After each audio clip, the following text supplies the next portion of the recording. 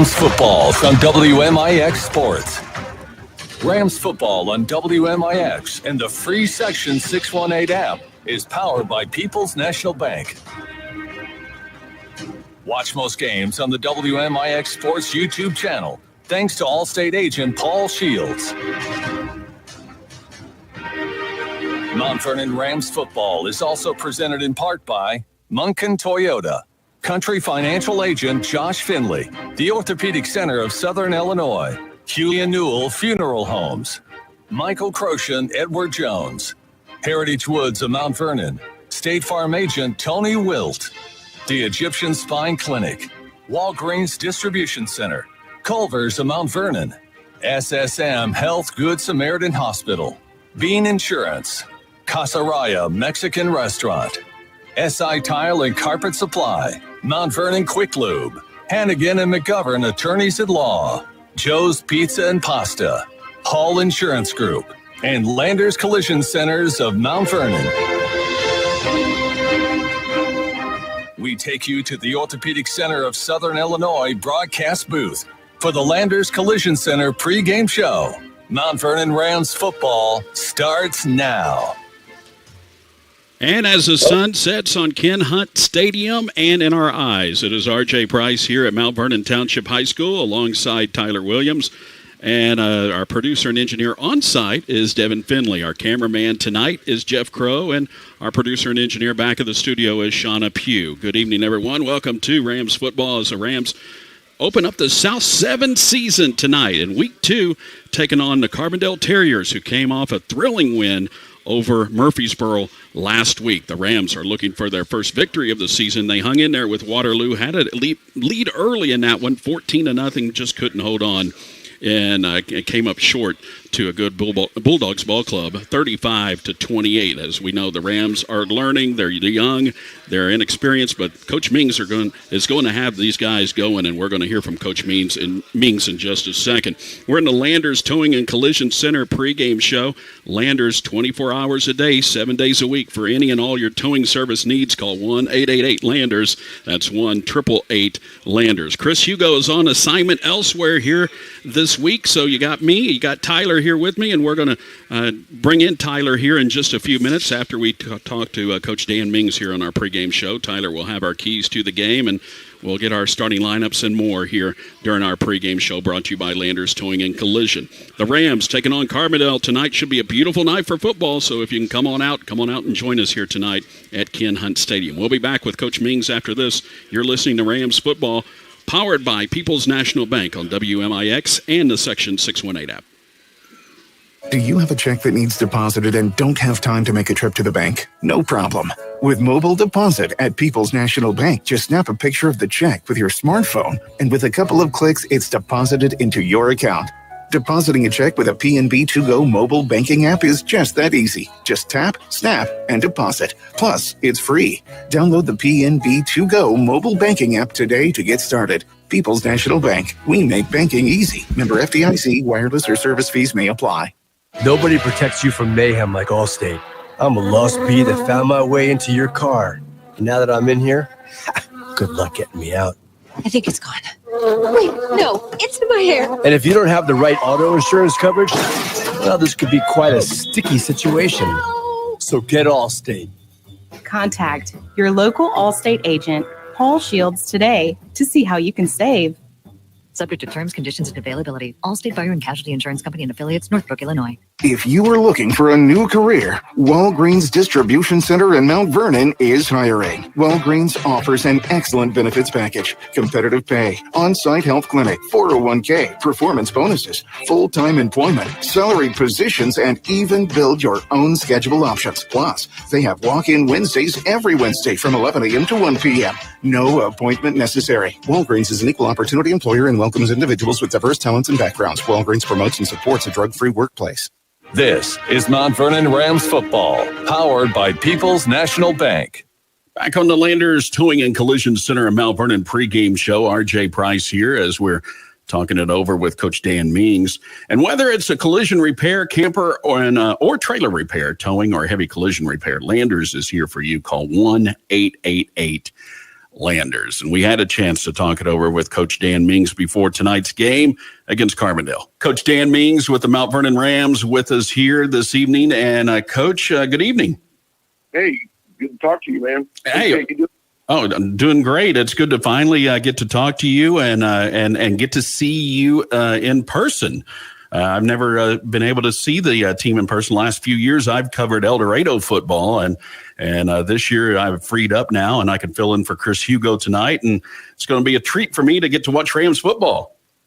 Well, I hope it is. I hope we get a good product out there on the field and play as hard as we did, last week. It's you say you covered El Dorado, and just a side note, that's where I'm from. I played there and grew up there, so we'll have a little bit more in common down the road, I think. Oh, that's great. What, did you graduate at El Dorado? I did. What year? 1989. Oh, you're just 2 years older than me, old man. Well, Coach, I did watch the film from last week's game against Waterloo, and what a game. And you guys jumped out early in that game and seemed like you had that momentum going. We did. And you know what? I feel like offensively, we are getting better and better. Our offensive stats really don't lie. I mean, we ran 28 plays for, right at 300 yards. And we scored 4 times in those 28 plays. So we scored once every 7 times that we ran a play, which, that's going to win you football games. I don't care, where you're at or what you're doing. That's enough to win. But Waterloo gave us a taste of our old medicine. Once they came back a little bit, we couldn't get them off the field. They just pulled the air out of the ball, and we could not get it back. We couldn't stop it. We made some fatal errors. We jumped off sides 3 times on 4th and short, where that could have been a momentum changer and a game changer. And, that was due to a little bit of youth and inexperience and wanting to make a play, the desire to make a play, so that cost us in the first one. Hopefully we got all those things corrected and we can do a little bit better on the defensive side this week.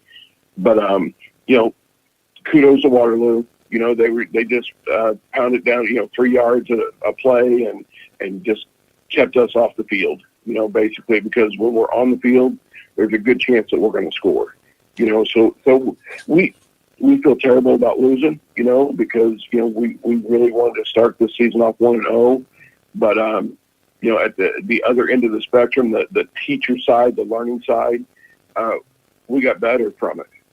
We had something to learn from, and the kids, they learned a tough lesson, but they did learn a lesson. So some things are out of your control. Waterloo's size against our size, that we were just sort of outmanned there. Tonight, versus Carbondale, it may be the same case scenario to where we may be able to move the ball and score a little bit, but Carbondale's really big. I mean, Waterloo is big, but Carbondale's really big. So, and they've got a nice young quarterback. They've got one of the fastest kids in the South at running back, and a receiver that caught 2 or 3 touchdown passes in game 1. So we've got our work cut out for us on the defensive side again. That leads me into this one. From what you saw of Carbondale, it didn't surprise you that they pulled off that victory against Murfreesboro. I know Murfreesboro made a good run last year in the playoffs, but Carbondale came from behind and won that game last week against a good Murfreesboro ball club. It didn't surprise you at all that Carbondale got the win? Not really. It's Carbondale is surging, and Murfreesboro's pretty good. So, as close as it was, it came down to the 4th quarter and the last 3 minutes, that it really didn't surprise me. But it wouldn't have surprised me had it gone the other way either. But Carbondale, they just are surging right now. They're really solid. They're well coached. It's just one of those things that was it a shocker, surprise? No, but did it give us a little bit of an eye opener about how big they actually are? Yes, it did.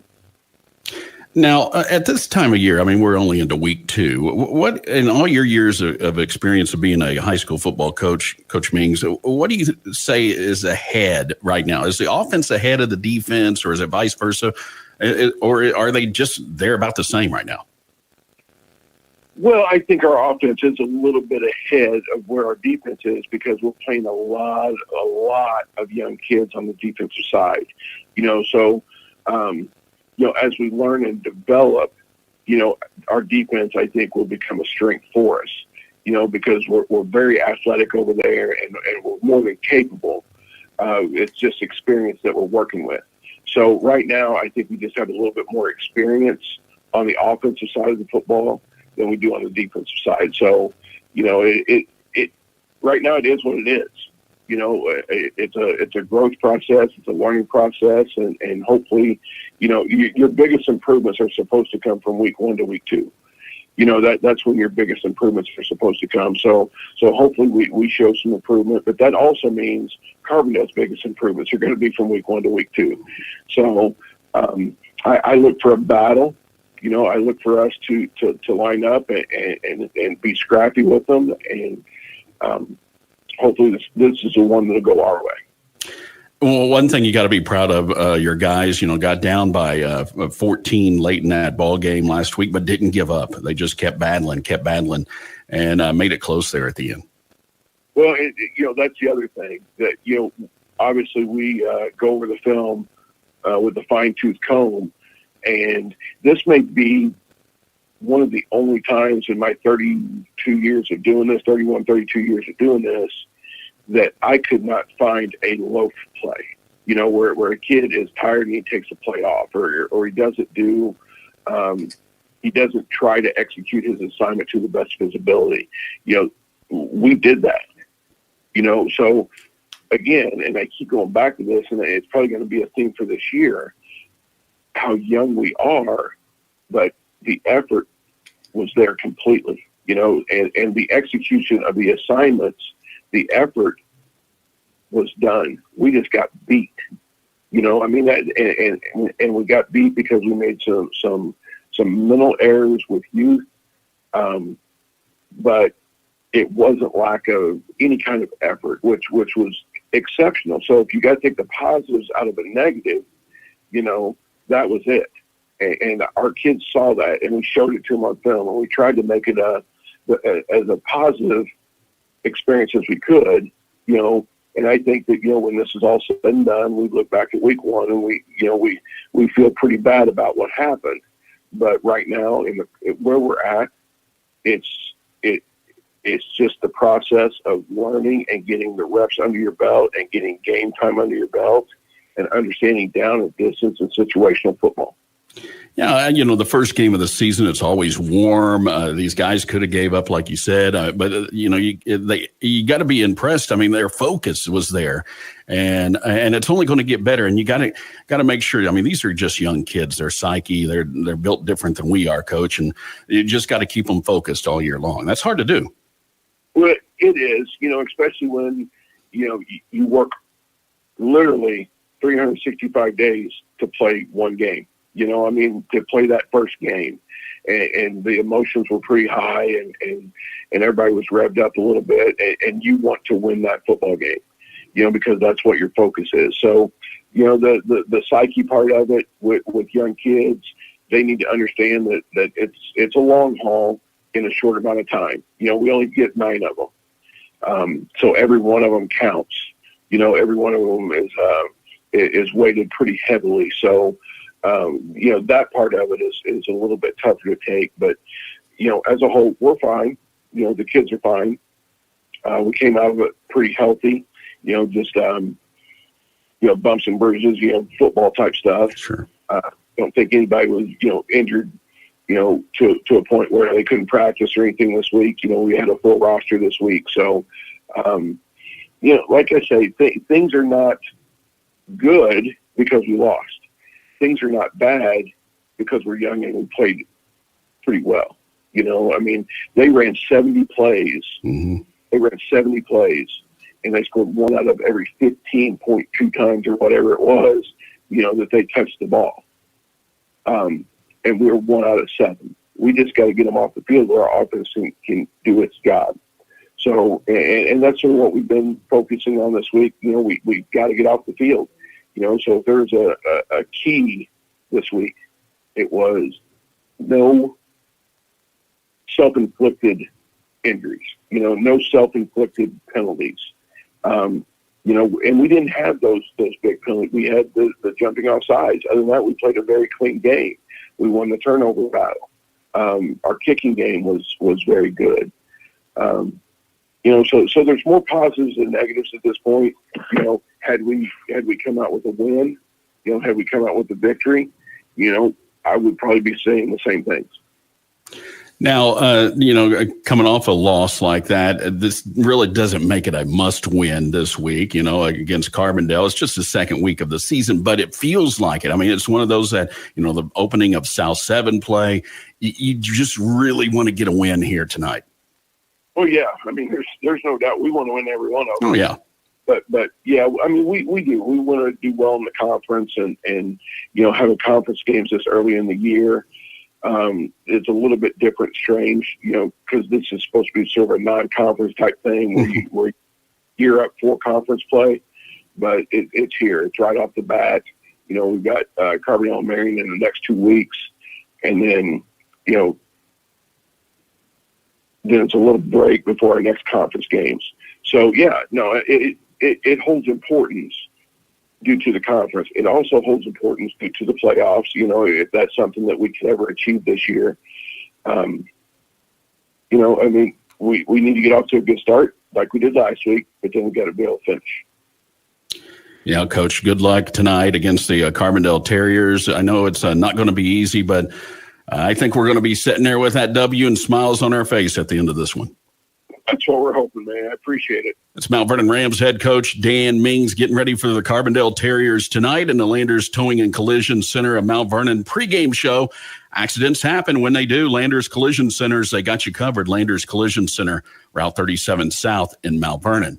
When we come back here on our Landers Collision Center pregame show, we will have Tyler Williams go over our Munkin Toyota keys to the game for us. We're just minutes away from the Hall Insurance Group starting lineup, and our opening kickoff is coming your way as well. Mount Vernon Rams football is next, taking on the Carbondale Terriers tonight at home. Got time to come on out and enjoy the game. And thank you for joining us on our live video stream made possible by Paul Shields, your Allstate insurance agent, on the WMIX Sports YouTube channel. We'll be back with more on our pregame show in just a moment. The Rams against Carbondale coming up on AM 940, 96.5 FM, and the Section 618 app. Landers Towing and Collision Centers of Mount Vernon and Salem is one of only 22% of shops in the nation designated Gold Class by ICAR. Landers Towing and Collision Center of Mount Vernon has a new state-of-the-art facility located on Route 37 South. Landers has the muscle to tackle any repair challenge. In time of need, Landers can tow any size vehicle, any time of day, 7 days a week. Call 1-888-LANDERS. That's 1-888-LANDERS. Located on Mills Cart Road in Salem and Route 37 South in Mount Vernon, Landers Towing and Collision Centers. When you are injured or in pain, the last thing you want to do is wait in the ER. For those times, you don't necessarily need the emergency room. Come to Orthopedic Center of Southern Illinois, Ortho Express, open Monday through Friday from 8 until 4 at 4121 Veterans Memorial Drive in Mount Vernon. Get highly trained physician assistants and nurse practitioners providing the care you need quickly and with savings of up to 80% compared to the ER. Call the Orthopedic Center of Southern Illinois at 618-242-3778 or visit them online at orthocenter-si.com. Heritage Woods of Mount Vernon is an affordable assisted lifestyle community providing apartments for seniors 65 and older. Residents will enjoy private one-bedroom or studio apartments with amenities including weekly housekeeping, laundry service, 3 meals a day, medication assistance, and 24-hour staffing and assistance. Heritage Woods of Mount Vernon, an equal housing opportunity. Leave worries behind and move forward with Heritage Woods of Mount Vernon. Stop by and tour this awesome community today. Back to Mount Vernon Rams football, powered by People's National Bank. Yes, indeed. Looking for a bank that truly cares. People's National Bank offers exceptional customer service and innovative solutions. Discover more at peoplesnationalbank.com. Member FDIC, equal housing lender. RJ Price, along with Tyler Williams, back at Ken Hunt Stadium. The Landers Towing and Collision Center pregame show rolls on. And let's welcome in Tyler for the first time tonight. How you doing, Tyler? Good. Just stand up for the loyalty. You got to. Oh, yeah. There you go. Sorry, I'm not standing up. No, it's okay. But, that's not my alma mater. I guess I should stand up anyway. I do. I'm the voice of the Mount Vernon Rams baseball, and I do some basketball. But this is my first Rams football game. So thank you so much for being so welcoming and joining me here and holding my hand here tonight. Yeah, absolutely.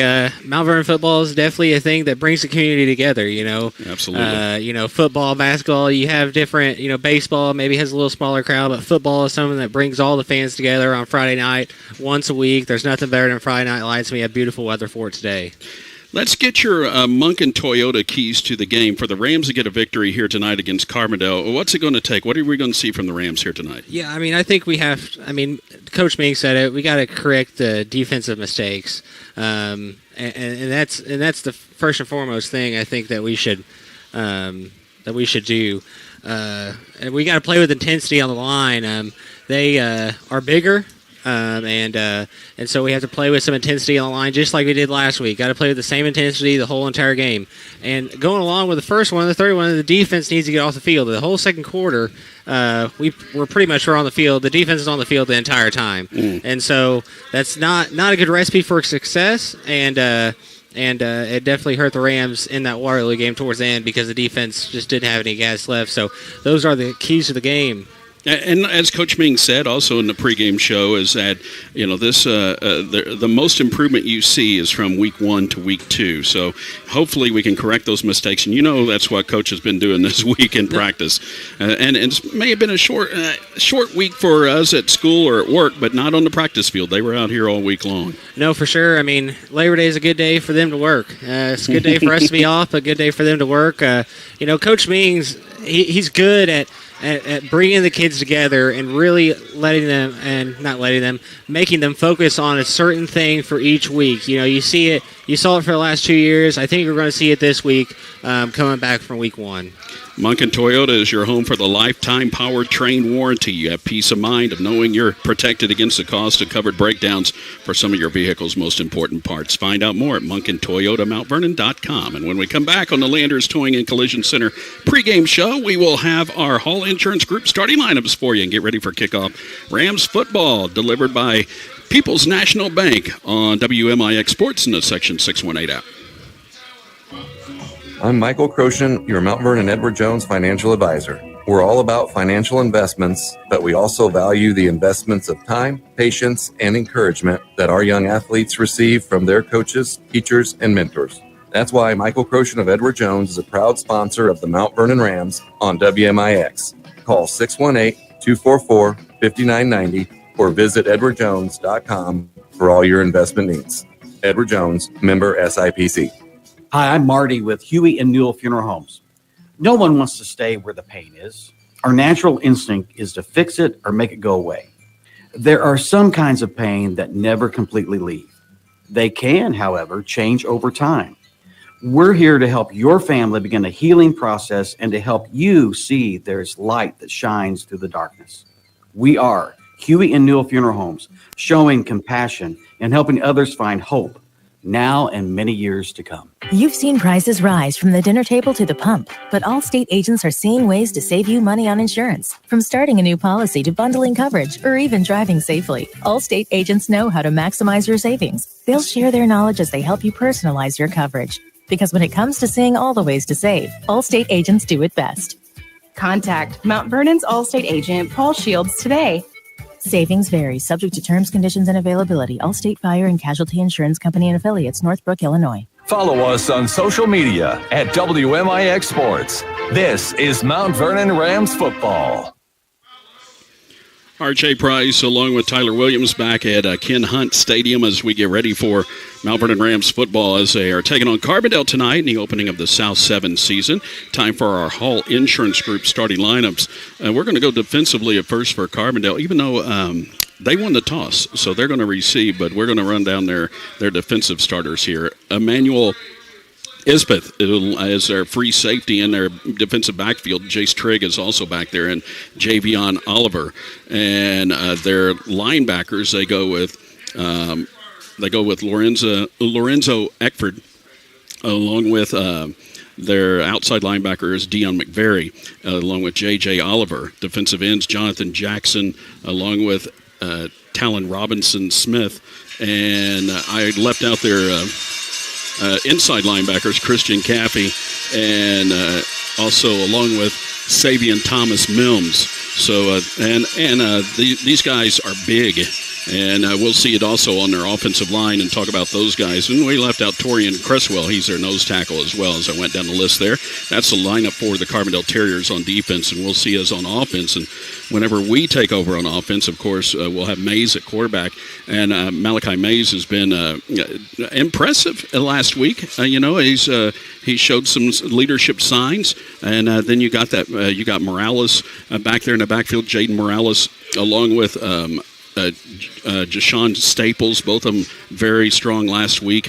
And even though they came up short, David Barnes, Marlon Price, the wideouts, Charlie Shoup is the tight end. The guards are Ryler Rhodes, along with Christian Taylor. Adrian Reimer is the center. The tackles, Carter Burns and Logan Webb. That's the starting lineups, brought to you by Hall Insurance Group. Don't waste your time. Let Hall do the shopping for you. Brett Hall at HallInsGroup.com. Get a quote fast. That's HallInsGroup.com. Our opening kickoff is coming up next. Get ready. The Rams taking on Carbondale tonight here at Mount Vernon High School. If you're in the area, come on out and see us. It is coming up in just minutes. Kickoff is coming your way. Rams football powered by People's National Bank on WMIX Sports in the Section 618 app.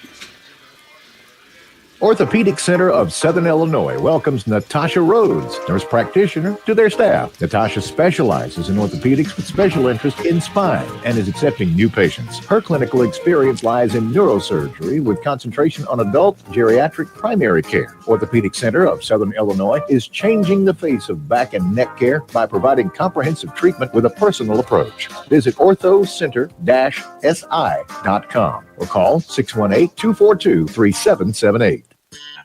Ready to go green and save big? Check out the amazing deals on brand new Toyota Venza hybrids at Munkin Toyota in Mount Vernon. Hi, this is Roger Collins, and we have 3 stunning Venza hybrids, 2 XLEs and 1 limited, all ready to hit the road. Save $750 to $1,250 off per vehicle. These hybrids offer an impressive 40 miles per gallon, so you can go the distance without breaking the bank. Choose from coastal gray, sleek black, or eye-catching blueprint. Home of the lifetime powertrain warranty, Munkin Toyota. Visit us today just off the interstate in Mount Vernon or online at munkintoyotamountvernon.com.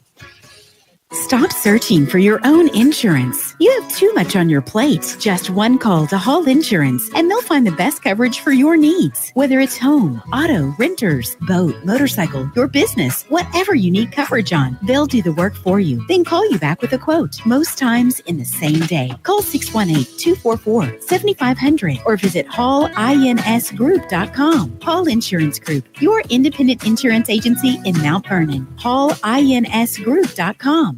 Streaming worldwide on the Section 618 app, this is Mount Vernon Rams football from WMIX Sports.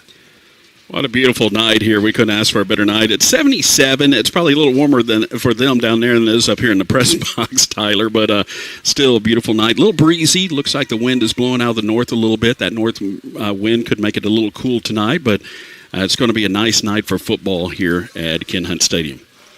Couldn't ask for better weather. Absolutely. No rain, at least. Friday Night Lights is the best time of the year. I mean, it really is. Football's the best time of the year, best weather, best sport in my opinion, and excited to see it here tonight. You graduated here, what 2016, is that right? Absolutely, yeah. I never went to this campus, but I did go to Mount Vernon Township High School, yes. Awesome. What was the old school like? Old school was amazing. It seemed like 100 buildings, and you had 5 minutes to get between classes, but it was amazing. Unique campus for sure. Great. JD Shields Memorial Stadium, Chagnon Gym, just unbelievable facilities. Kind of those old time facilities that you love to see. That throwback style there, nothing Absolutely. like it. But this field is just beautiful. Yeah. With the field turf. Mount Vernon to kick off from left to right as we view it here, and there's the opening kickoff. It's a line drive kick, going to squib all the way down to about the 14, taken by Carbondale there, across the 20 to 25, and pushed ahead to the 29 before being brought down. That was J.R. Lilly on the return, the junior for Carbondale. And our opening kickoff gets us underway. Our officials today, brought to you by Heritage Woods, is the Dennis Shipper crew, along with Keith Donovan Sean Vernon, Tim Middleton, and Joey Owens, the officials for tonight's game. Brought to you by Heritage Woods of Mount Vernon.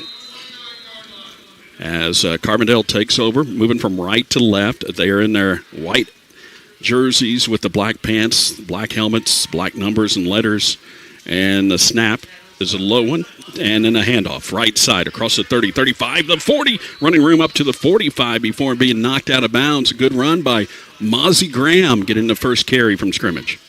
Yeah, it was just a good run out to the right there. It was a good first down pickup for the Terriers to start off this drive. And, of course, we know about the struggles that the Rams had on defense last week. This is a young ball club, and they allowed Waterloo to be on the field way too much last week. But you don't want to give up the big plays either. And there's some movement on the line. Flags come flying. The nose tackle in the center bumped. And this is going to be marked off against the Rams. Yeah, I mean, that's just the things that we saw last week. Same things. Just got to correct those as the game goes on and give yourself a chance. Already got that first penalty.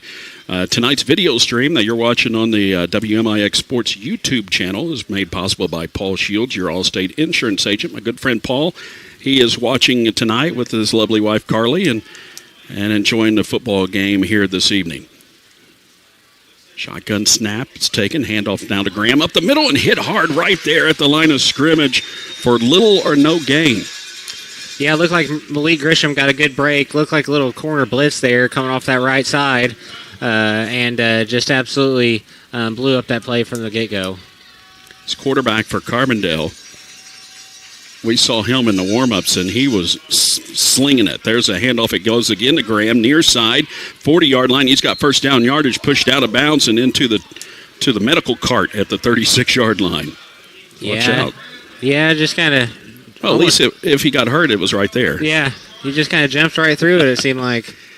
And a big pickup there of about 14 yards, and it's going to be 1st and 10 from the 38-yard line here for Carbondale.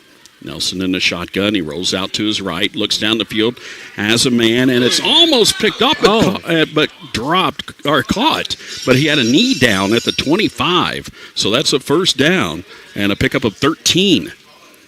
Wow, I almost picked off there. I thought that was picked. I thought it was for sure picked off. Had to go right through him. Yeah. Jay Sean Staples had a good jump on it for sure. And now 1st down and 10 for Carbondale from the Mount Vernon 25-yard line. There's a handoff. It goes again to Graham, and he slithers free inside the 20 and down close to another first down. He's got it, an 11-yard pickup to about the 14. Yeah, I mean, they're getting a pretty big push off that line. I mean, you see Coach Miggs talked about how they're big. Just got to fill the gaps a little better. It seems like they have pretty big holes at the line of scrimmage. First down here for the Terriers at the 14-yard line. They're just running at will right now on Mount Vernon. That center is huge. He is a monster. There's a snap, a handoff. It goes this time to and a penalty and a flag down as Trigg was got the handoff, but it was a false start. Yeah. That is Devin Woolley is the quarterback for Carbondale, rather, and he is the one who was slinging it big time in the warm-ups, letting it fly. Yeah, I mean, he looked like he was just playing soft toss out there, and he was overthrowing his receivers. He really was. I mean, it was like 40 yards, just seemed like with ease. So, got to make sure you keep him contained a little bit. But right now, I think the priority is to close that line of scrimmage up and limit these runs a little bit. He's got Trigg back there in the backfield with him right now, who got the carry right before that false start. A little movement there, and then on the end around comes a wide receiver off the right side. A handoff to him, that is Lilly, and he dodges inside and close to the original line of scrimmage, maybe a yard shy of it. He'll bring up 2nd and 11, and they're going to say 2nd and 10. Yeah, there's also a flag on the play there, offsides by the Rams. Malik Grisham just had a little jump there at the beginning of the play. Okay, so nullify that play altogether and just give them 1st and 10 instead of 2nd and 10. They could have took the yardage. It would have been 2nd and 10, so they decided to take the penalty. That's the wise thing to do. Graham back there with the quarterback, Woolley. Woolley hands it off to Graham and met in the backfield there. Good tackle by the Rams, loss of yards. That's Morales who came in on the stop. Yeah, Morales just blew up that play. Kind of he's not a true linebacker, but, he kind of playing that safety, pulling down, and kind of blew up that play behind the line of scrimmage. 2nd and about 12, and there's a pitch back, and a penalty flags come flying in again, stopping the play. As penalty flags come flying everywhere, and it's going to be on the Rams again. Offsides, marching them 5 yards up and make it 2nd and 7 now. In the Orthopedic Center of Southern Illinois broadcast booth, Orthopedic Center of Southern Illinois is proud to have a long-standing tradition of superior orthopedic care, treating thousands of patients from the Southern Illinois region and beyond. And it looks like Coach Ming's upset with all the laundry on the field early on in this game.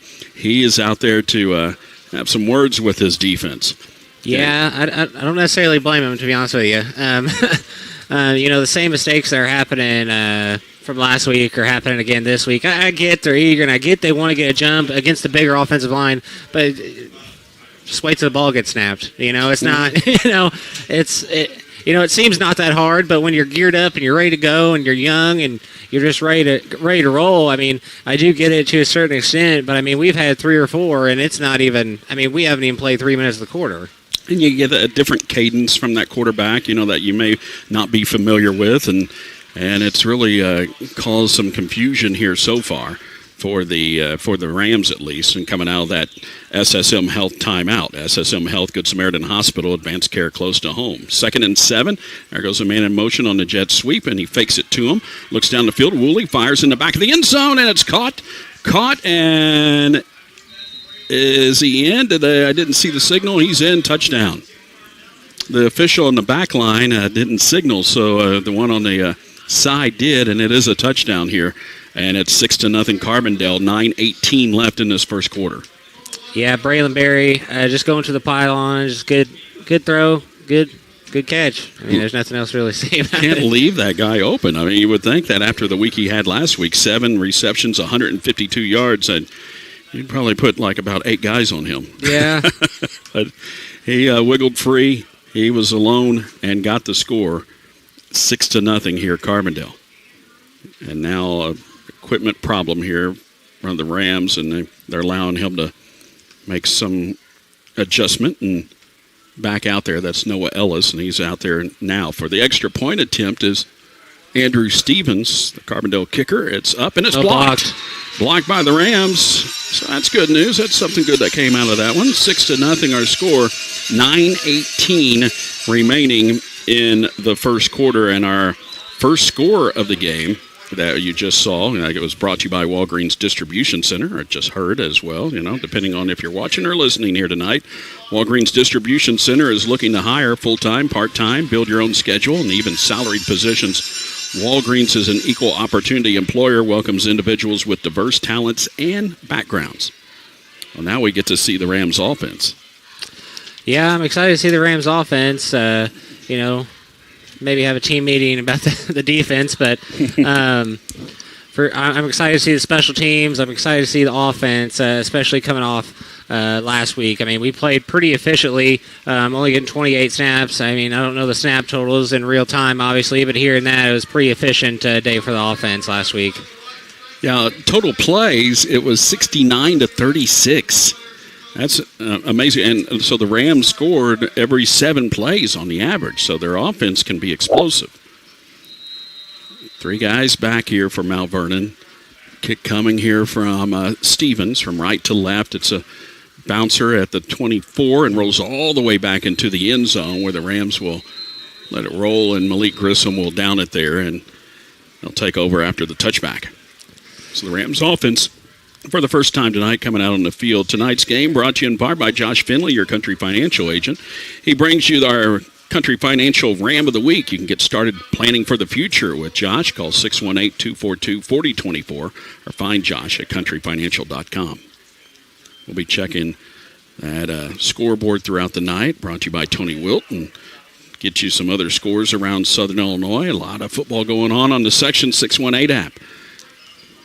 Centralia is in action at Collinsville tonight.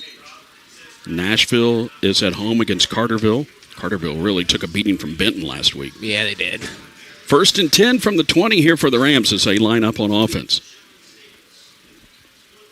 And it's Mays back there lined up at the 15, and there's a man in motion. He'll roll to the right and then flip it off on the option to him up across the 20. Bounces off a man up to the 24-yard line. Marlon Price with the first carry from scrimmage here tonight.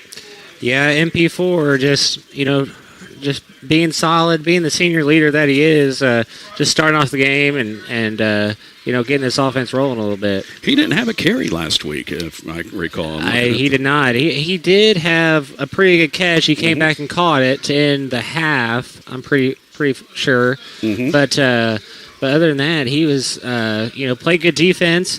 He's just a solid player overall, but did not have a carry. 2nd and a long 6 here for the Rams. They split 2 wideouts far side. And now they send 2 guys in motion coming to the near side. And there's a handoff right side across the 25 to 30, 35, dragging his man up to the 38-yard line. That's Staples. First down here for the Rams. Good carry up to where they mark it at 42. The 42. It's good, strong run there. From the 25 to the 42, so that's 17 yards. Yeah, or 16, we'll mark it. Yeah, absolutely. He played well last week. First half, I don't think he had a carry in the second half, and he had 93 yards, I think, off 8 carries maybe. Had the first score of the game, Yeah, too. Absolutely, he did. From the 42, 1st and 10 here for the Rams. There's a man in motion near side now. It's a tight end. They hand it off, though, to, again, it goes to Staples, and he pushes his way forward. Good yardage. Picks up about 5, close to midfield. About the 47. So a pickup of 5. Yeah, he's just an explosive runner. He's a physical runner. Kind of sets the tone with the physicality for this Rams offense, in the first 2 weeks here. 2nd and 5. From the 47, from the 47. Mays has his line set. Now fakes a handoff, going to keep it himself, and he's got room across the 50, the 40, down the sideline, and marked out of bounds at the 32-yard line. Big pickup there of 21 yards for Mays.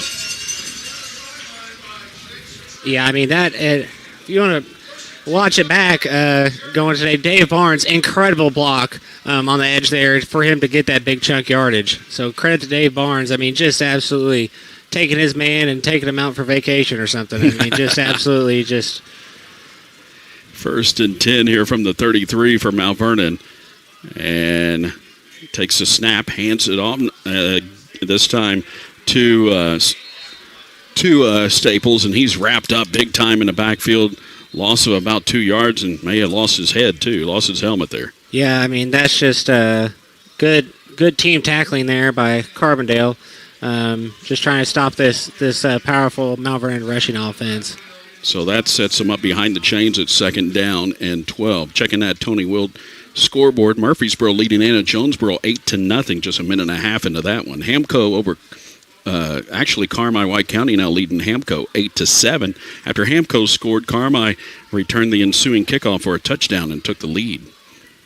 That's the Tony Wilt State Farm scoreboard for you here early on. 2nd down and 12. There's a handoff. It goes up the middle up to the 30-yard line. That is, was that Lusby on that one? No, who is that? That's Jefferson. Jefferson. Okay, I saw 15 instead of 25. I'm like, I didn't think that was right. But Jefferson with the carry. And it'll be 3rd down and about 6. Just wrapped him up by the ankle, or he could have been gone. Yeah, he's pretty quick. A lot of the running backs are pretty quick for Mount Vernon Rams. All of them, really. 3rd down and 6 here from about the 30, from the Carbondale 30-yard line. Man in motion. They hand it off, and Jefferson inside. He's wrapped up and falls forward and may have picked up an extra yard, but only about, I think, 3 on that carry, and it's 4-down territory here for the Rams here at the 27, unless they want to decide, they got the leg. They got the guy who can kick it, so we'll see. I mean, they do have the guy that can kick it, but... It's against the wind here. Yeah, I think it's good to set the tone here and get this first down. I mean, we got like 4th and 3, 4th and 4. Yeah. Been running pretty well. Winds died down a little bit from the pregame, but still pretty good out of the north. It looks like out of the northeast right now. Yeah, I mean, it's right. It would be right in the kicker's face if. 4th and 3 going for it here are the Rams. Mays in the shotgun. Jefferson on his hip. He rolls out to his left looking to throw. He dumps it off and his man fell down. Had Jaden Morales wide open at the 10-yard line and underthrew him and incomplete. He was wide open. Nobody around him. Yeah, nobody around him. Just, one of those plays that you wish you had back, but didn't. I don't know if just fell down. I don't know if he would have got it even if he didn't fell down. It was pretty underthrown. Yeah, I don't know if it was one of those where was that supposed to go shorter because it was just a little lob. Yeah, it looked like he was trying to come back. It looked like he was trying to come back. Fell down, but it was still kind of underthrown. It would have been a low ball even if he ran the route without falling down. But it's good for the Rams defense to get out of here and get a stop, get the offense back on the field after a pretty good drive. So now Carbondale takes over 1st and 10. Let's see if you can stop him. There's a handoff to Graham up the middle, 33, 34, 35, still on his feet, and it takes about 6 or 7 black jerseys to bring him down. Graham with a big run on 1st down will bring up 2nd and short. He picked up about 8 on that one. Yeah, just physical running. It's going to be a physical game, it looks like. Just 2 physical teams going at it. Davin Woolley, the quarterback, sophomore quarterback here for the Terriers, sends a man in motion. That's Graham. He comes out, and they pitch it to him. And he is wrapped up back at the 25. Not sure if that's Graham. That's not Graham. That's Lilly.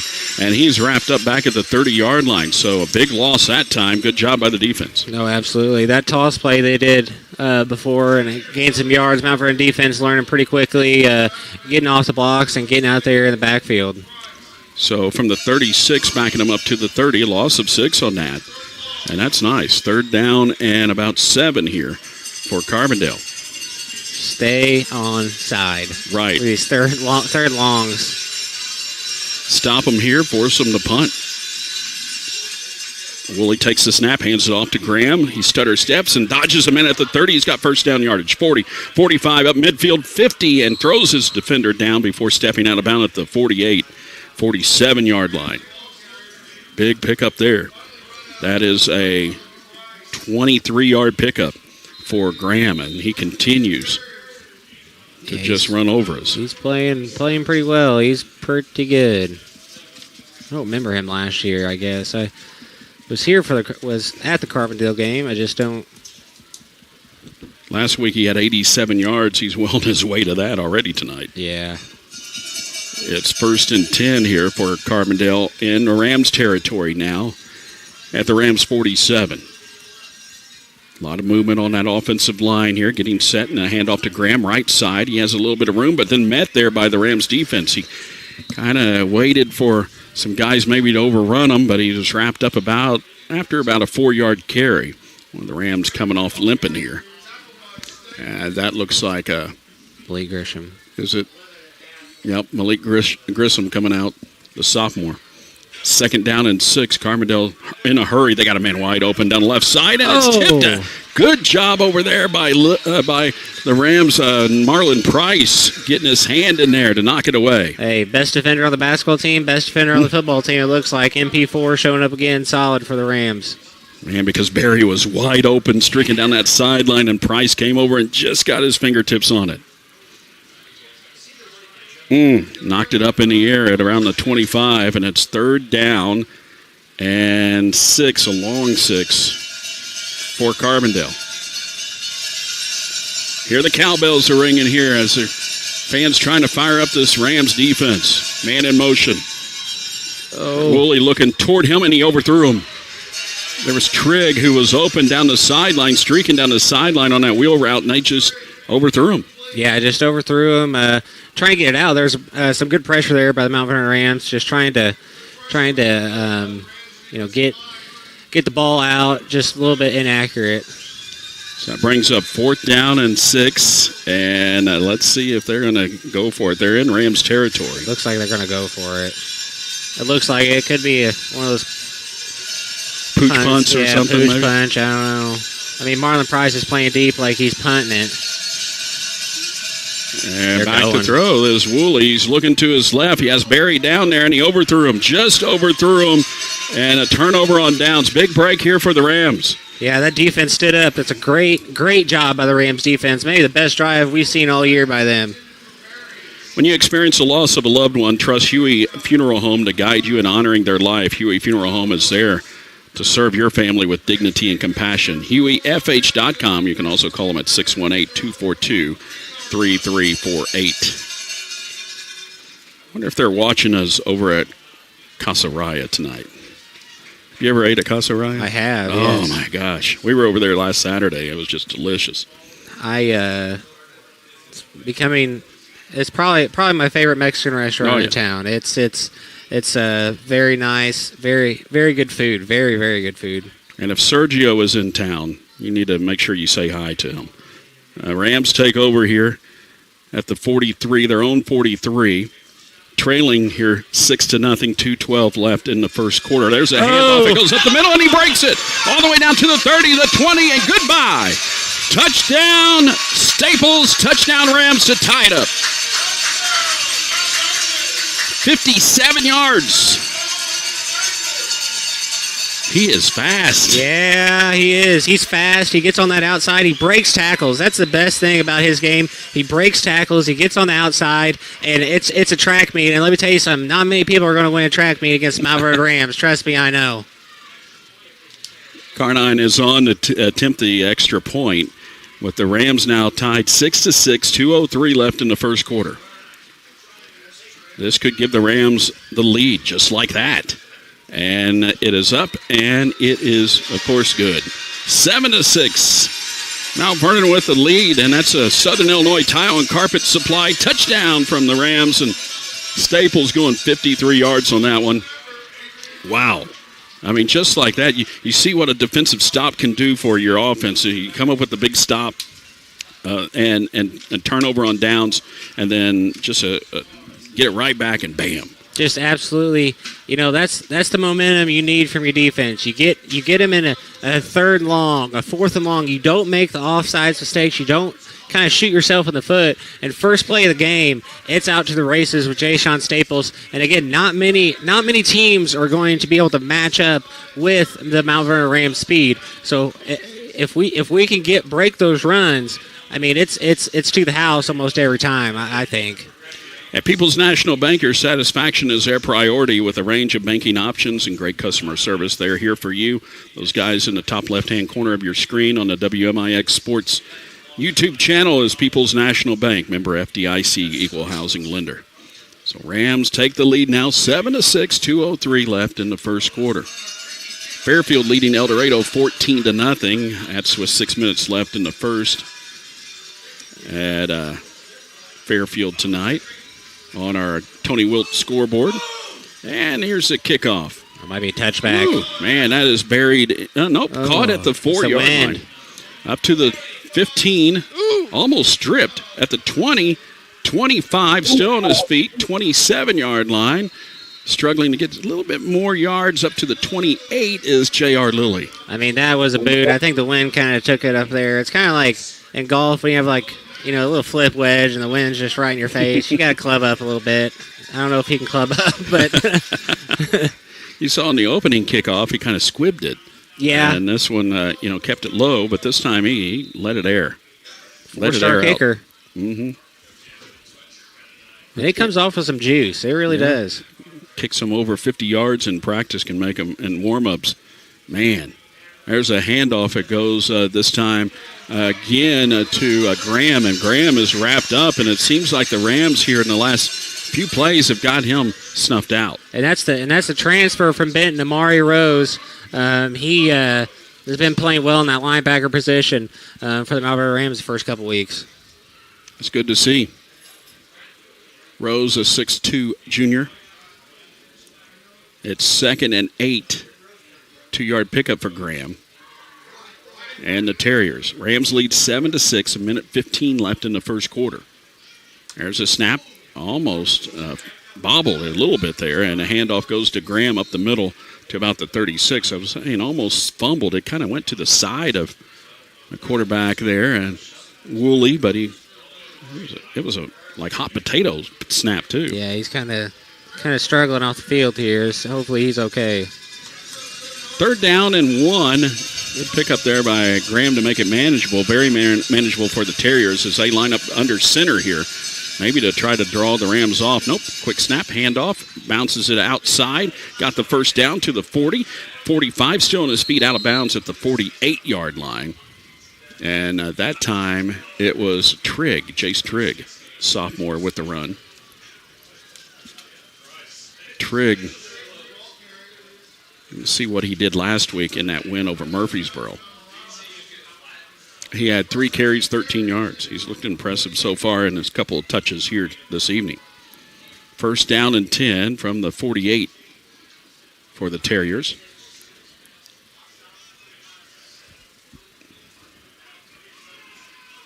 Perez is that big boy there on the left side of the line for Carbondale. And now they shift over to that side. They really load up that left side there. There's a handoff. It goes up the middle, up across the 50 to the 49 into Rams territory. Pick up about 3 on that one. Yeah, that's true again. Amari Rose with a good tackle again. I mean, he's just playing that linebacker position very, very well, trying to contain him on these runs. If you can contain him on the runs, I'd say make the quarterback throw, but he's been inaccurate. He does have an arm, but he's been a little bit inaccurate, so I think that'd be a good plan for the Mount Vernon Rams. Carbondale with it, 2nd down and 7. 2 wideouts here near side, and that's the end of the first quarter. Rams lead it by the score of 7-6 over Carbondale here on the opener of the South 7 season. We'll be back in just a moment. You're listening and watching Rams football, powered by People's National Bank on WMIX and the Section 618 app. Ready to purchase the home of your dreams? People's National Bank is here to help you reach that dream. With a wide variety of mortgage loan products available, we have the best option for you, including 100% financing, low down payments, and down payment assistance programs. Whatever your needs are, we have you covered. Hi, this is Farah Decker, mortgage originator with People's National Bank in Mount Vernon. Give me a call or apply online today to get started. People's National Bank, member FDIC, equal housing lender.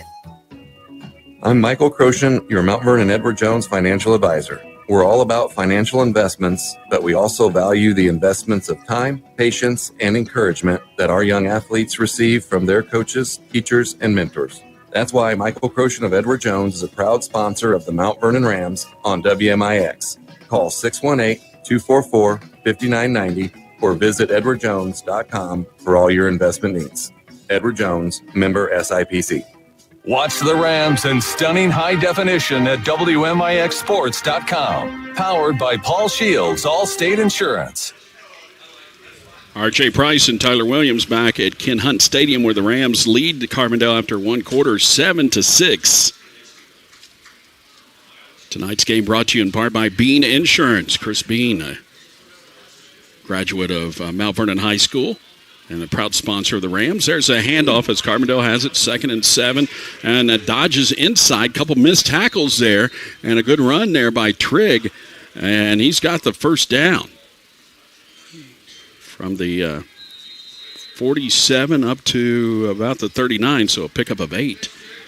He's playing pretty well in the absence of Graham, but he's coming back in the game here now. Oh, that's actually I see Robinson Smith coming in. Is Graham back there? Okay, Graham is back there. Okay.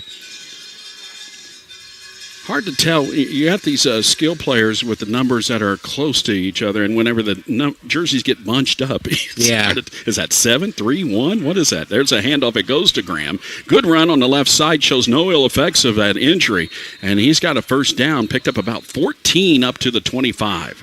Yeah, it's getting pretty physical. It's getting pretty chippy out there. I love to see a good physical football game, but Mount Vernon Rams need to stay disciplined. Tonight's game also brought to you by Joe's Pizza and Pasta. I think I smelled Joe's up here in the broadcast. Yep, I'm right. It's up here in the booth. Rolling to his right is Woolley, looking down the field, and now just throws it away. He had nobody. Good coverage by the Rams that time. Great coverage by that Rams secondary. I would love to see just a little bit more push by the defensive line. Other than that, defense is playing pretty well.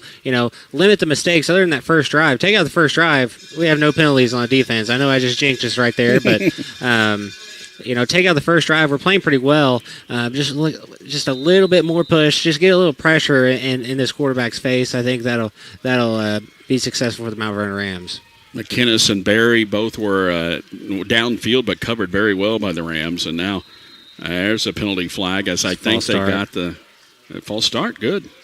I thought maybe they were trying to draw the Rams off, and that's what Woolley is saying to the officials. He's thinking that it was on the Rams, but somebody flinched on the line. Yeah, I didn't see it. It's kind of tough to see, false starts that are not pretty egregious from up here. But hey, the ref calls false start, but the ref calls offsides. I don't know. Yeah, right. Now it's 2nd and 15 here now. So I backed them up a little bit back to the 30. Rams 30-yard line for Carbondale here. Rams up 7-6 a minute into the second quarter. There's a handoff. It goes right side to the 28, 25, cuts it back up to the 20, and down inside the 20-yard line, and finally brought down at the 17, and that again was Graham. 12 yards. 12 yards. He's just eating it up. He's just eating up the yards, it seems like. And, he just gets outside, he gets inside, he's shifty. It's just hard to stop him, but, hopefully Mount Vernon Rams can get it figured out here. It's 3rd and about 2.5 yards to go here. Rams to try to stop this. Carbondale's going to call timeout. Yep. They got to get the right personnel in as looked like there was a mix-up, too, as Graham was looking over at the sidelines and trying to get the play in, and just not what they wanted. And this timeout is brought to you by SSM Health. If you're looking for a new doctor, go to ssmhealth.com/doctors. SSM Health, the healing power of presence. Other scores, Murfreesboro leading Anna Jonesboro 16-7. That's with 3 minutes left in the first.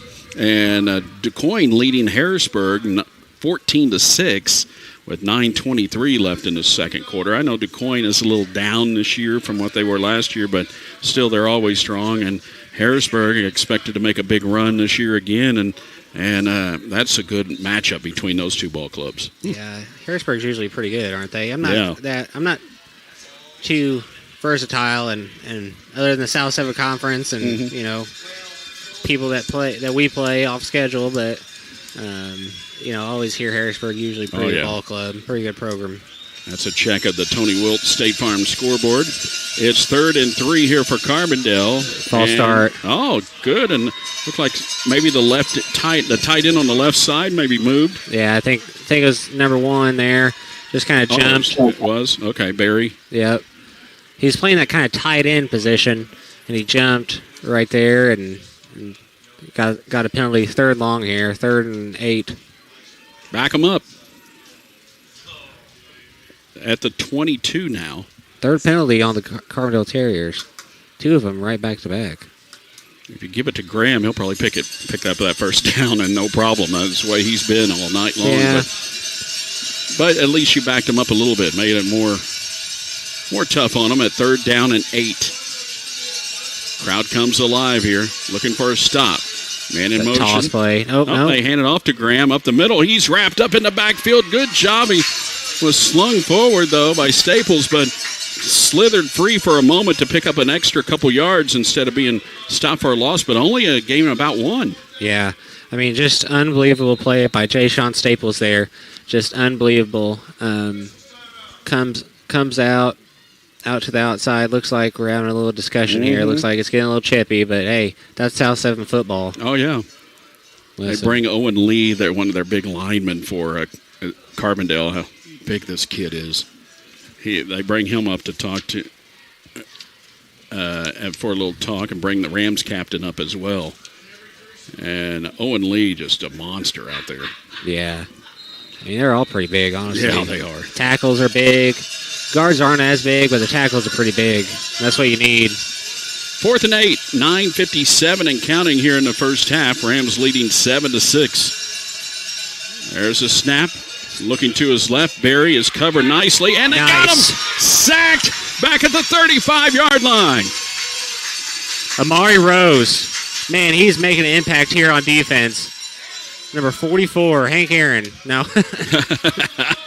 What a play there for the Rams defense. They came up big that time and came up with the stop. Another turnover on downs. Woo! Feels good, doesn't it? Yeah, I mean, just feels good to have that defense creating pressure. I mean, it feels like I just talked about it. Them creating pressure, getting to that quarterback. Thought I'd be successful. It's 1st and 10 from the 33 now for Mount Vernon. 9:46 left in the first half. Up 7-6. Mays in the shotgun.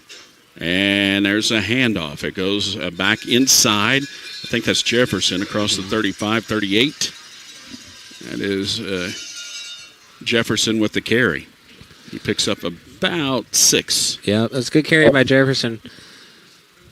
Up to the 38-yard line. I did just get a text that Benton is leading Salem 14-0. I don't know if you said that one or not. No, I haven't. Thank you very much. That's on that Tony Wilt State Farm scoreboard, and the Benton they destroyed Carterville last week. How good are the Benton Rangers? Man, they're scary. They can make a run. 2nd and 5 here for the Rams. Line is set. Fake a handoff. Mays is going to keep it himself after looking downfield and looked more like an RPO there. Kept it himself up. Picked up only about a yard. And looks like got about 1. Robinson Smith for Carbondale a little banged up and limping as he gets off. And if you've been hurt on the job like Robinson Smith was, you can call Hannigan and McGovern at 618-241-9251. Experience you can count on, a reputation you can trust. I don't think he has a case, though, on the football field that to call Brian and say, hey, I got hurt on the field. Yeah. What can you do for me? 3rd down and about 4 here for Mount Vernon. Might get hurt walking up these stairs coming up here. 8:20 left in the half. They need oxygen tanks up here. Yeah. There's a handoff on the end around and up across the 40 and to the 41. That's Marlon Price. Going to be short of the first down. 3rd down and 1, and this is a huge, or 4th and 1, and this is a huge decision here for the Rams. I think. It looks like it's going to be a 4th and 2. What do you do here? I don't know. I would run it just the way you have been running. Maybe get Staples to get a run here. If not, Mays can also go back and pooch kick it too. You got 2 timeouts. Maybe try to get them off sides here. But how much is on the play clock? 10 seconds on the play clock. And they are set. And they take the snap, going for it. There's a handoff right side. Staples got room across the 50, 45, and down to the 44. Another big run here for the Rams. That is a 15-yard run on 4th down. It'll be 1st down and 10 for Mount Vernon from the 43. Yeah, it's like I've watched the Mount Vernon Rams before. Just run it with Staples, you'll be all right. You're right. It reminds me of number 5 a little bit from last year. You know, if you were Carbondale, you would think that that's who was going to get the ball there, and they just left a lot of room for him, and a good job by the line. Yeah, absolutely. Creating that opening. 7 minutes and ticking in the first half. Rams lead 7-6 on the move. There's a double handoff up the middle. It goes to the 40, the 35, down the sideline, 30, 25, and down to the 23-yard line. Is that Kessler on the carry? Yeah, Jack Kessler. That was a little trickery from it was. Coach Mings and the Rams. About 19 yards? I don't know. And up to the 22. That's a big run. And the clock starts with 6:45 left in the half. Rams up by 1 and looking to add to it. 2 wideouts far side from Mays. He's going to take it himself. Runs it up the middle to around the right side, rather, up to the 20. A little pushing and shoving going on the back side of the play. A little. Got Nesbitt over there with DQ Ross. Or that was Wesley, rather, Dakari Wesley. And it'll be 2nd and 9. Not much on that carry. Clock ticking down to 6:06 left in the first half. This time, Mays brings 2 guys to the near side. And line is set. Takes a snap. Handoff. It goes up the middle. And a first down yardage. Still on his feet. 5. Down toward the goal line. Is he in? They're going to say touchdown. There he is again. Staples with a 21-yard run. And a touchdown for the Rams. Brought to you by Southern Illinois Tile and Carpet Supply. 513 South 10th Street in Mount Vernon. He's just unbelievable. Taking over the game, and he's just breaking tackles, going to the outside, using his speed. Just absolutely just using everything to get these runs and get touchdowns. He's just playing absolutely unbelievable today. Rams now looking to take a 14-6 lead on this extra point try, and it is good. Mount Vernon up 14-6 over Carbondale. They come out here in the last couple drives and sock the Terriers in the mouth. I love it. And Terriers have moved the ball pretty well against Mount Vernon, but their defense hasn't broken except for that opening drive. And the last couple drives, they've forced turnovers on downs. And that's the thing. Like I said it last week, I said it to the keys of the game. You got to fix the mistakes. The offsides and the penalties that kind of hurt you. You're hurting yourself, and you get rid of those. And we haven't had those the last few drives, and we get them in 3rd and longs. They have gone down the field, but we get them in 3rd and longs, 4th and longs, and we get a stop. We get the offense back, and then we're scoring. The offense is being pretty efficient again this week, and the defense just get them in these 3rd and long, 4th and long situations and get that offense back on the field.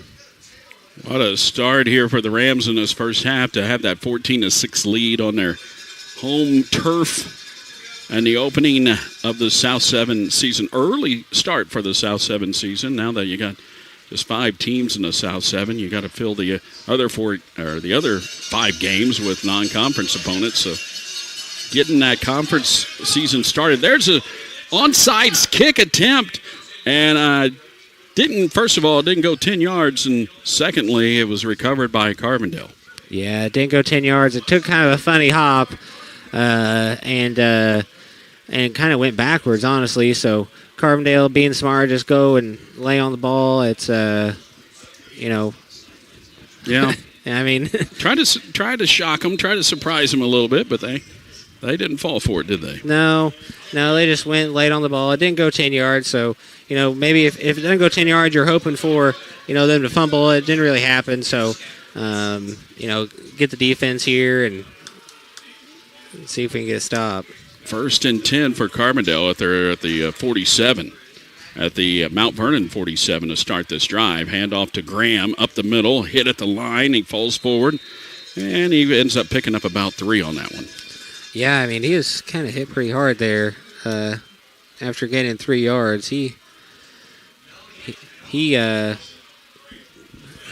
pretty physical. He has 13 rushes already. 2nd and 7. Watch Barry up at the top. Those of you who are on the watching on the YouTube channel. There's a handoff, though, to Graham. Graham has to reverse his field, and he is wrapped up for a loss of about 4. 3rd down and 11. That was that Taylor on the tackle? Christian Taylor, 66. Wow. 6-foot senior. 6 foot, 220 pounds, and a timeout here taken by Carbondale. This timeout brought to you by SSM Health, Good Samaritan Hospital. Personalized care to the local communities close to home. Good Samaritan Hospital. Great play by Christian Taylor. Indeed. And the Rams looking to make a stop again here on 3rd and 11. Yeah, it's another 3rd and long situation. Rams defense has been pretty good about getting themselves in these situations. Just get another stop here, maybe get a punt here, and I mean it's kind of close. Probably go for it, but in the shotgun is Woolley, and a timeout or a flag. Does this delay a game coming out of a timeout? No, it can't be, can it? An official going over, maybe a sideline warning. I don't know. Hold on, let's see. No, that's a straight-up penalty here. And this is going to be illegal substitution. Wow. So that's a 5-yard penalty. And it's 3rd down and about 16. Wow. So that helps. To throw now, Woolley. He's forced into a throwing situation, rushes out of the pocket, fires down the field. It is caught, but it's short of the first down. Good diving catch by McKinney's at about the 43, 44-yard line.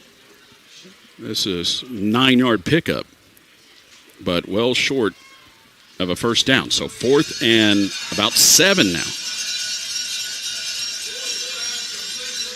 So here we go. Rams looking for a big stop here. Now, they look like they're a little confusion here from the Terriers.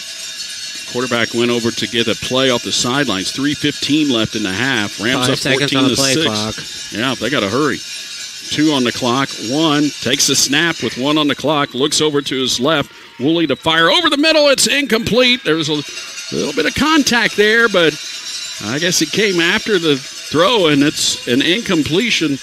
And the Rams will now take over again on downs. Yeah, 3 minutes left. Good position for the Rams defense. Get off the field here. 3 minutes left. Good time for your offense to go score before the half. And then they get the ball in the second half because the Terriers did receive in the first half. That's right. Man, that's a good point there.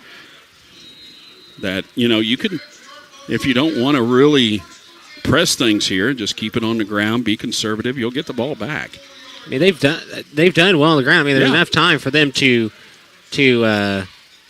score a touchdown here. It's 1st and 10 here for Mount Vernon. There's a handoff and dodging a tackle and then flung forward. Again, Staples. Man, he's slipping free. Gets a good run of about 5. That was they're going to say about 3.5, 4 yards here. Yeah, it looks like 3. Not a very good spot on that one. No, it wasn't, but I thought they didn't give him the fling. Yeah. He wasn't down. He definitely flung him a couple yards, but. So it brings up 2nd and 7. And Mays gets his line set here. 2:25 remaining in the half. He streaks out to the right, fires down the field, and underthrown. He was just rushed out of the pocket. Had to get rid of it.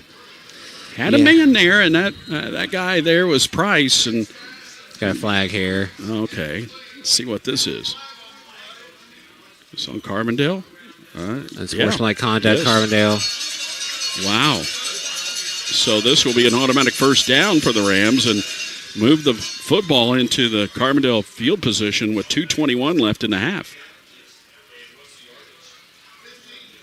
So I didn't see what happened there. And yeah, just maybe some mouthing going on. I don't know. They've been warned. The officials have talked it over with the captains on the last drive for the Rams. And so maybe some trash talk going on or something. But, man, that's a big penalty. Yeah, that marks it all the way up to the 38-yard line. Well, we got first down that way. We've been getting first downs on the ground all night. And got a long way to go to get up to the to the football. As Mount Vernon broke the huddle, and Reimer came up, and he was like, I got a long way to go to snap this ball. 1st and 10, and now the clock starts. Waited for the officials there.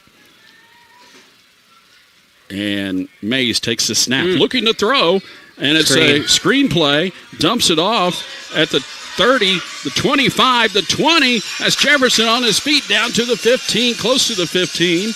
That is a 22-yard pass play on that screen. Yeah, just getting out there on that screen, 22 yards, just kind of mixing it up, making it a little more balanced, going to throw, get the incomplete pass, just going right back to it with a little screen, just get him out there, get him to the outside, and let him use his athleticism.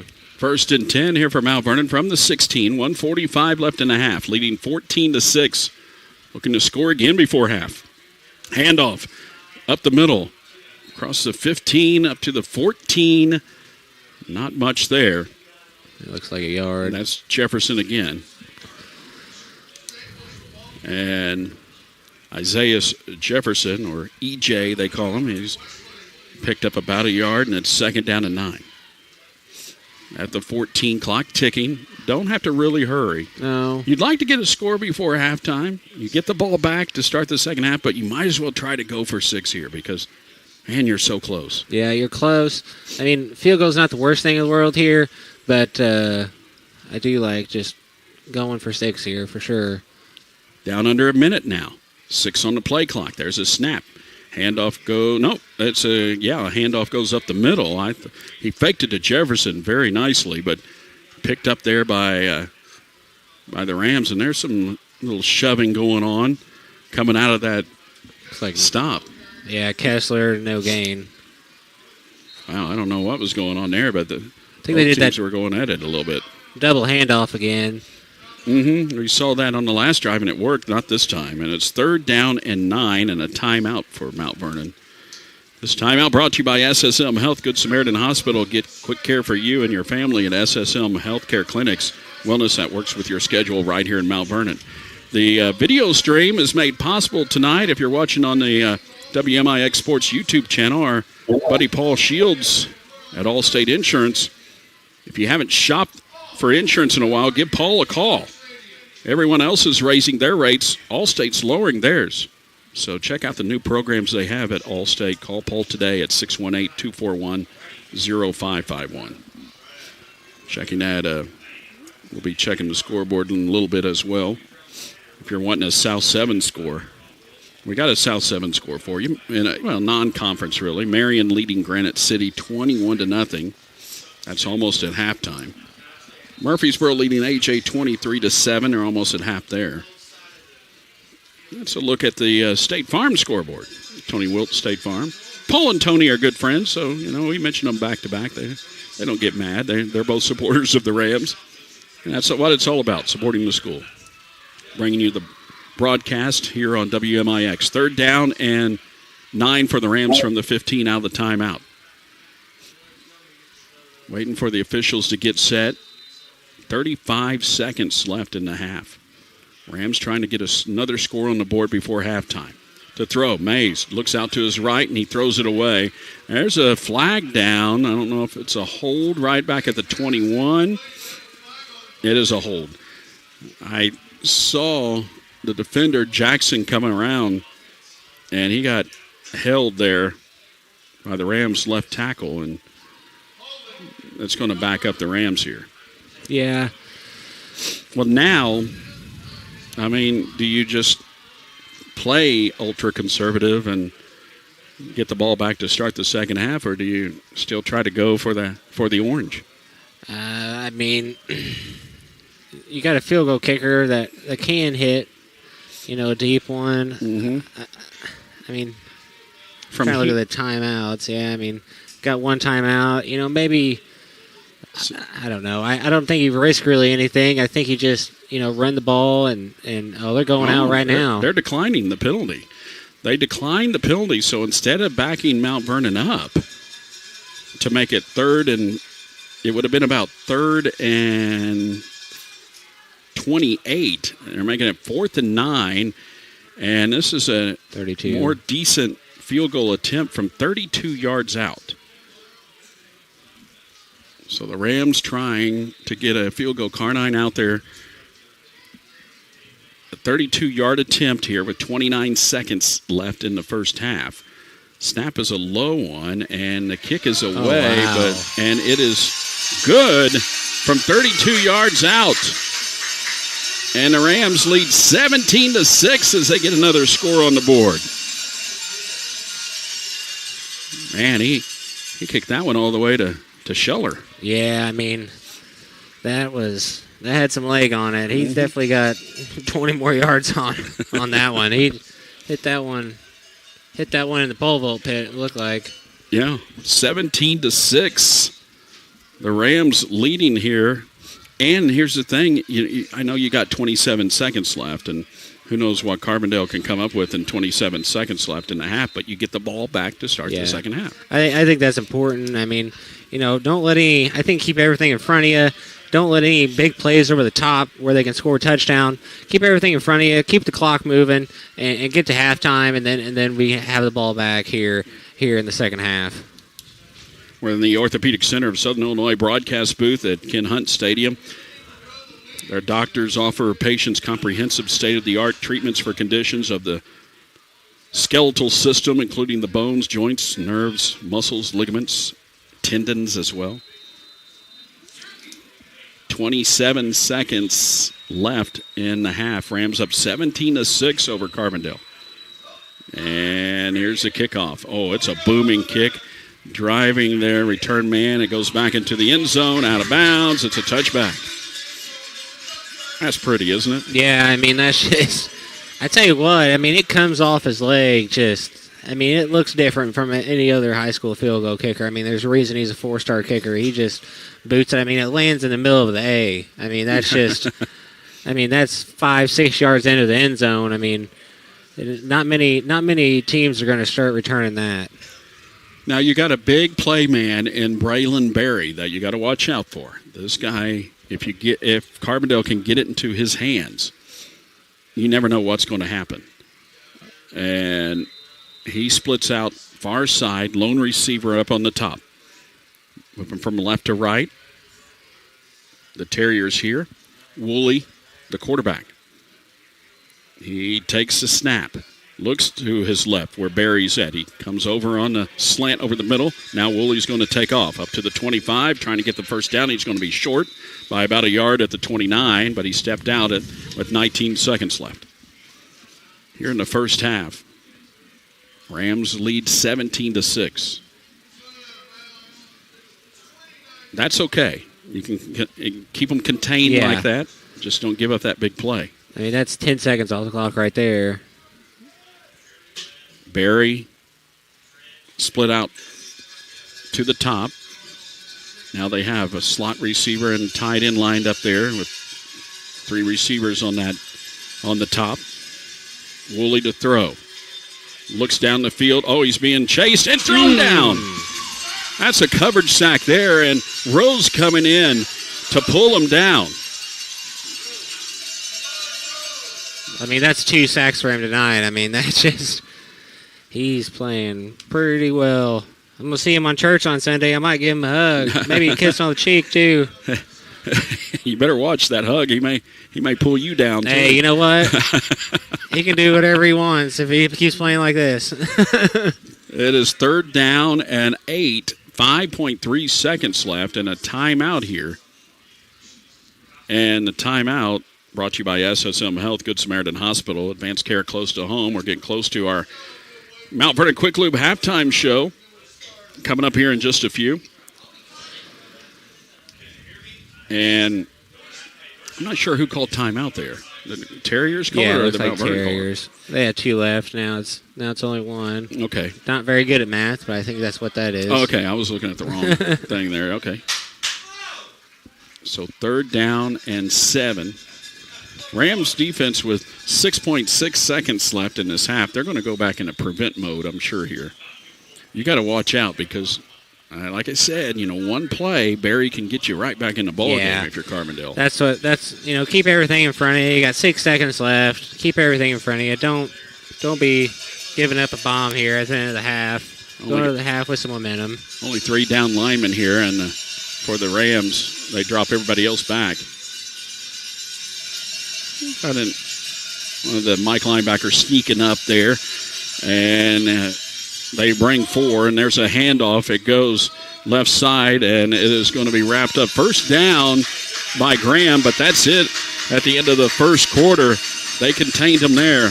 Pickup of 9 to end the half, where Mount Vernon is leading Carbondale by the score of 17-6. And there's some discussion going on the field.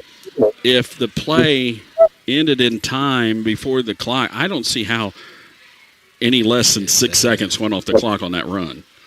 Are they going to have them put more time on the clock? They're going to have them put more time on the clock. Wow. 1 second on the clock. So, but then they called timeout. So they called timeout. There's no way that play took any less than 6.6 seconds. Wow. So we're not quite to the Quick Lube halftime show yet. I was waiting to get to it. You were smelling that Joe's Pizza back there. I was smelling Joe's Pizza. Need to get some water. Uh-huh. Just, I don't know, man. I mean, that's just... I know. Give him 1 second. Right when his knee's down, coach is calling timeout. He's like Steve Spagnuolo yesterday, running down the sideline, and he can't even call timeout. Yeah, right.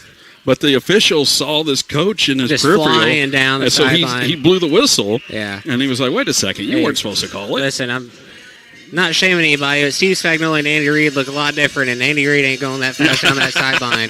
That's right. First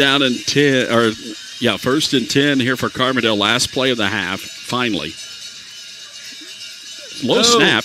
Ooh, that would have been costly. Looking deep, down the field, over the middle, and it's caught. That's why they call a timeout.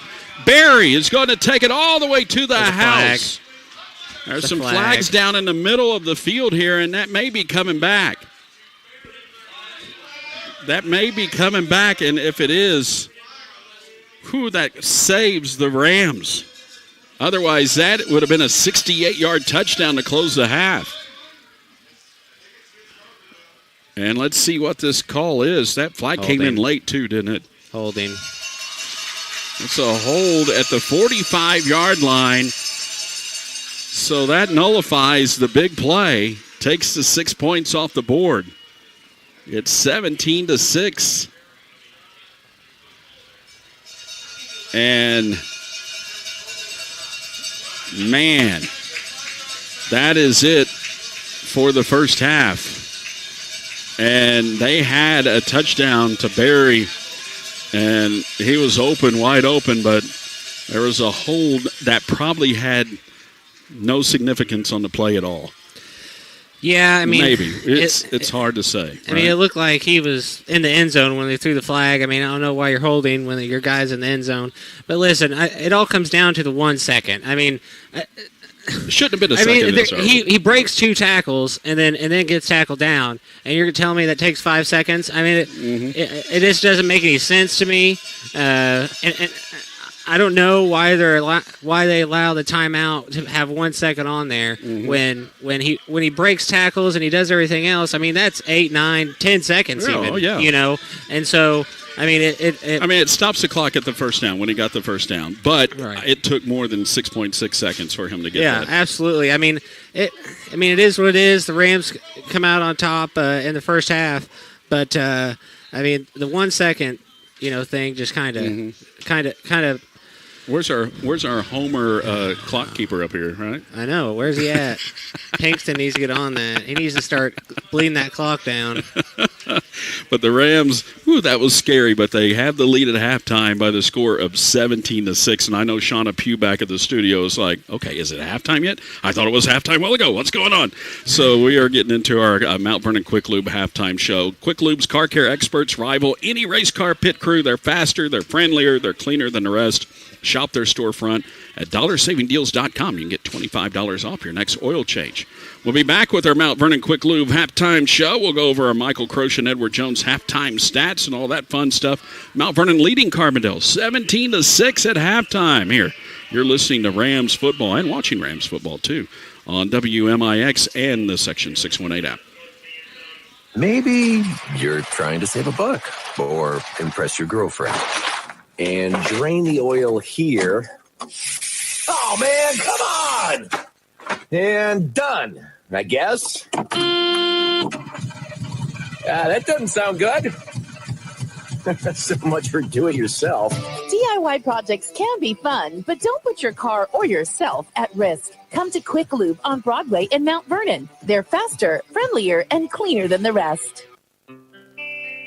You need insurance to help protect things that mean a lot to you. You need coverage that's affordable because we all have a budget. At Country Financial, we get it. For close to 100 years, we've offered insurance and financial services to help protect what's most important to you and to help prepare for your future. Best of all, I'm here to get to know you and find solutions for your budget. In other words, we've got your back. I'm Josh Finley, your local Country Financial representative. Call me at 618-242-4024.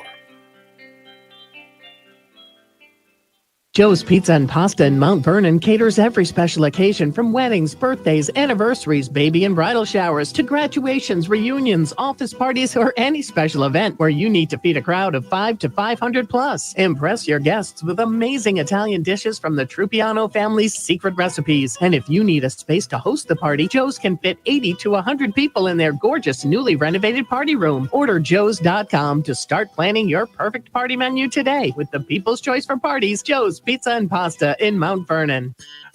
Ready to go green and save big? Check out the amazing deals on brand new Toyota Venza hybrids at Munkin Toyota in Mount Vernon. Hi, this is Roger Collins, and we have 3 stunning Venza hybrids, 2 XLEs and 1 limited, all ready to hit the road. Save $750 to $1,250 off per vehicle. These hybrids offer an impressive 40 miles per gallon, so you can go the distance without breaking the bank. Choose from coastal gray, sleek black, or eye-catching blueprint. Home of the lifetime powertrain warranty, Munkin Toyota. Visit us today just off the interstate in Mount Vernon or online at munkintoyotamountvernon.com.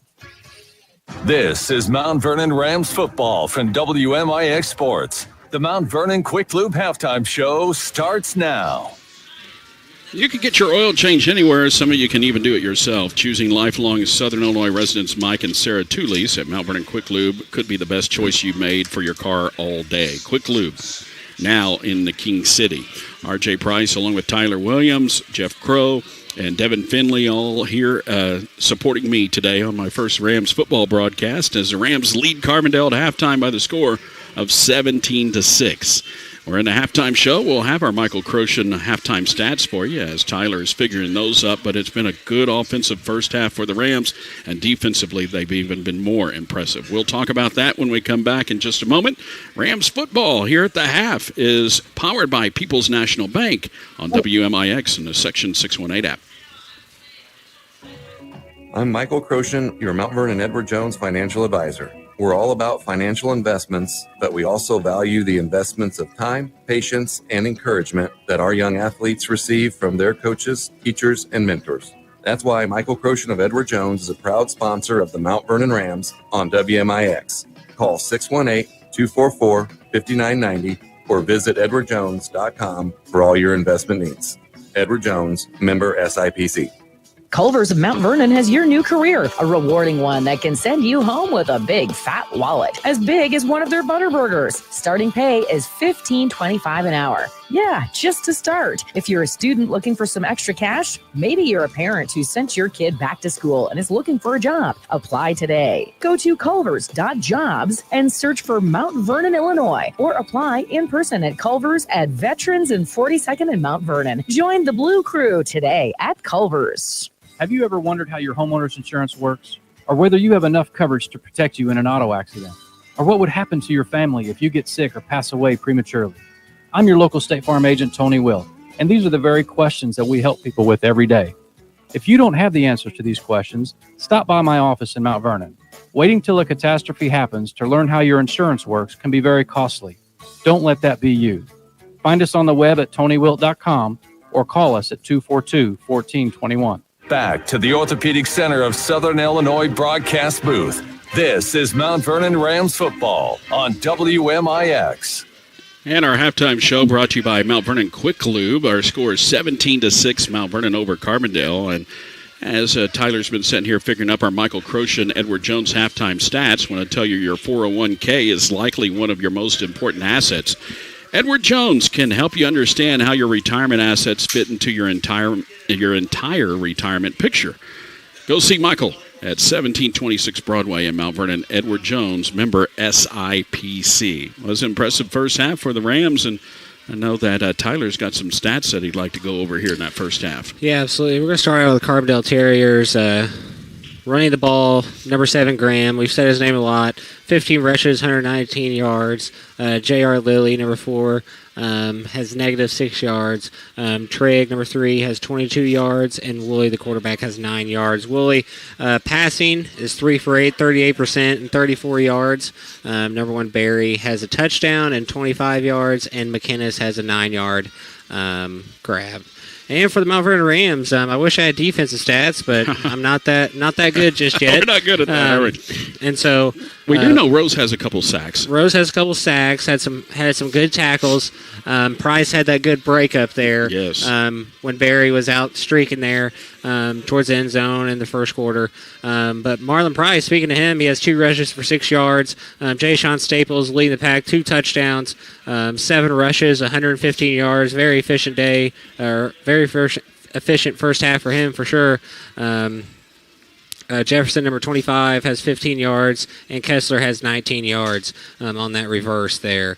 Mays is 1 for 3, 33%, 22 yards on that screen, and that is to Jefferson, 22 receiving yards, excuse me.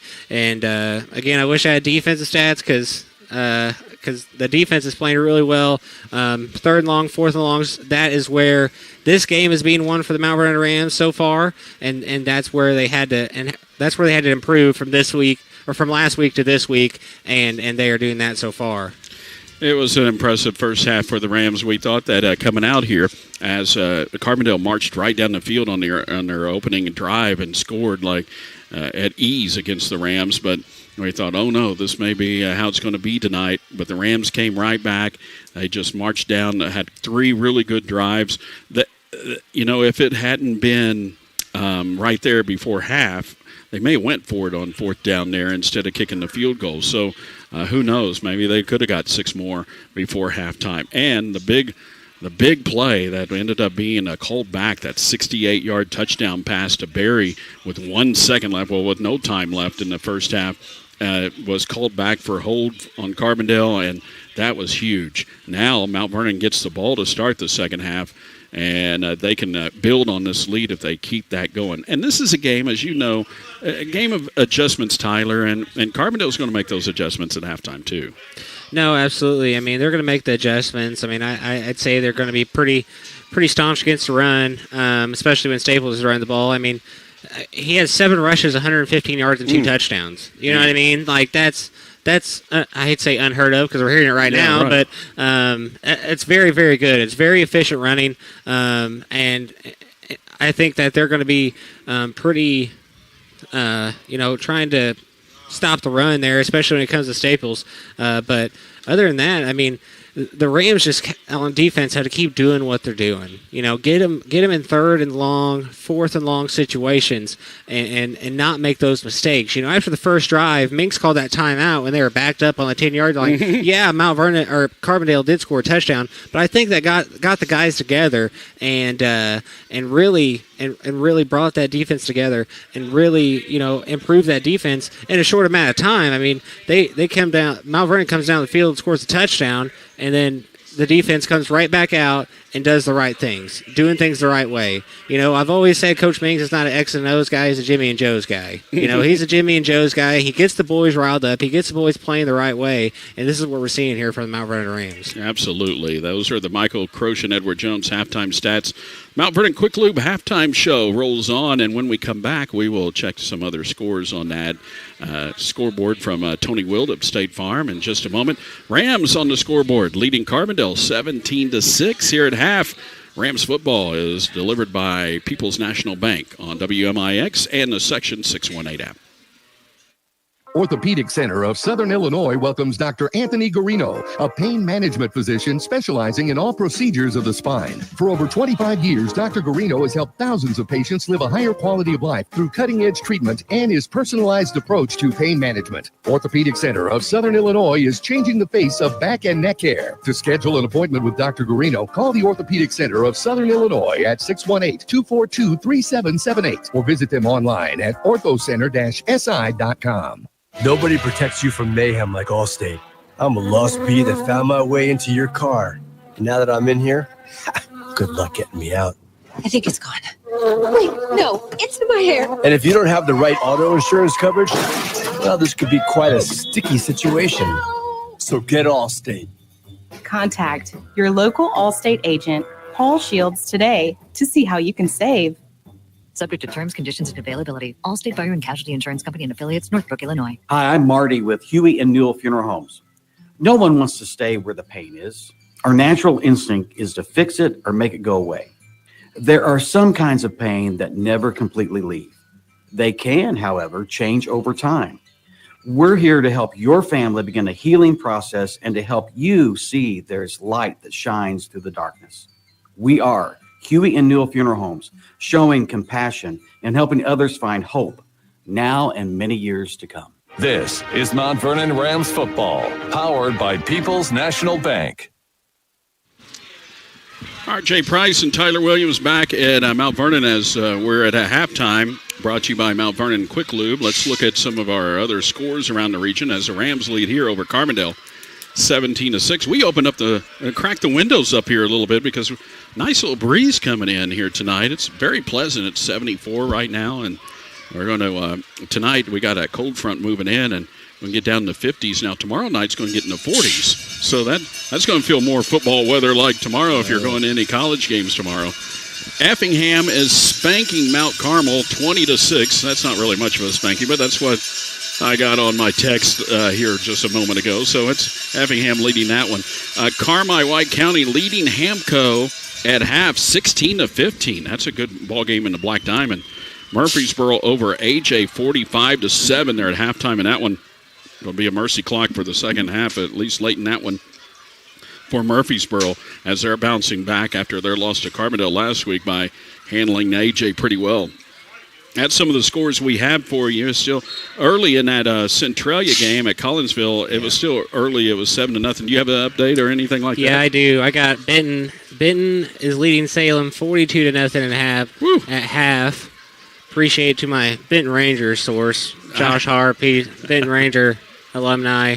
But he lives in Mount Vernon, so he should be watching this game. And so that's right. Well, maybe he's watching it online. Yeah. And I appreciate that if you're watching on the the WMIX Sports YouTube channel, which our video stream is made possible by Paul Shields, your Allstate insurance agent. And his buddy, Tony Wilt, brings you the scoreboard updates. You can contact Tony at TonyWilt.com. Having a local agent matters for your insurance, and his State Farm team is ready to help. We'll take one last break and come back, get ready for the second half. Rams lead Carbondale by the score of 17-6 here on the home turf at Mount Vernon High School at Ken Hunt Stadium. You're listening to Rams football, powered by People's National Bank on WMIX in the Section 618 app. Chris with Bean Insurance Agency. We've been serving the listening area for over 20 years. Our office has a combined experience of over 75 years of insurance knowledge. We have multiple companies to choose from, so you get a great rate, and we strive to provide the best customer service around. This combination has won Bean Insurance Agency multiple awards over the last 20 years. Call today and find out for yourself at 618-242-6017 or stop by 1310 Broadway in Mount Vernon, Illinois.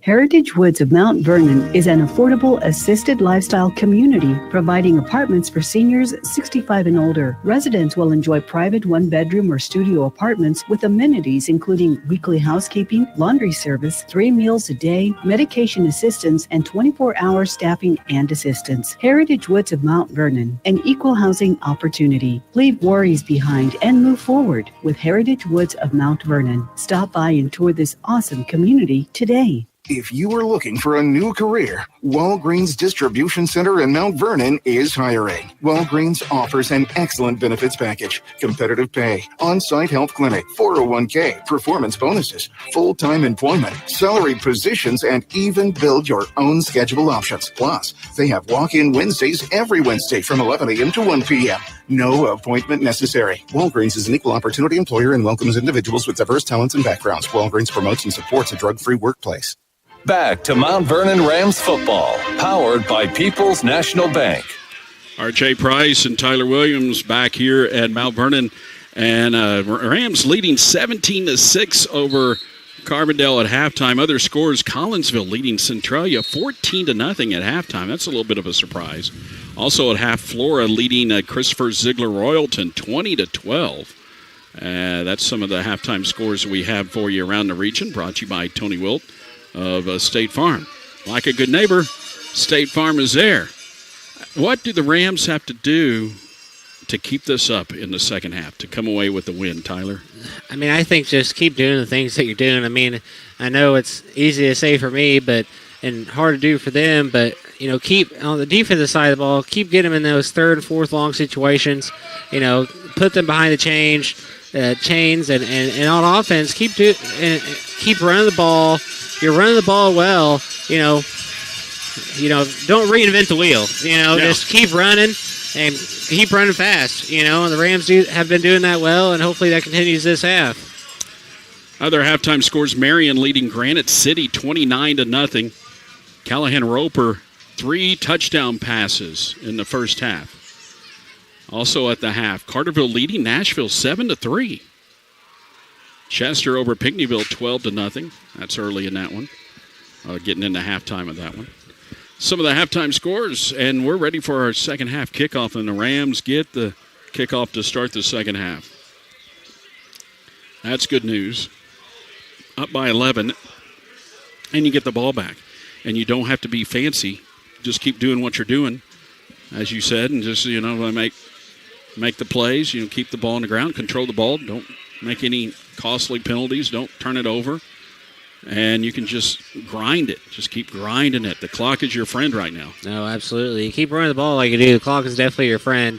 And keep getting that ball on the outside. Keep running those, counter plays, those, outside zone plays, and just keep doing what you're doing. I mean, it's, I hate to keep saying keep doing what you're doing, but I mean they're doing it very well. Jay Sean Staples has seven rushes, 115 yards, 2 touchdowns. I mean, they're running the ball really, really well, and just keep running it. Keep taking that time down. Maybe I can get home a little early. That's the key, right? Yeah. That's the key to the game. That's one of the keys, is get Tyler home early. No kidding. It'd be nice. The Rams getting last-minute instructions here from Coach Mings before we start the second half. I want to thank Shauna Pugh, our producer and engineer, back at the studio. Jeff Crow's on camera on the WMIX Sports YouTube channel.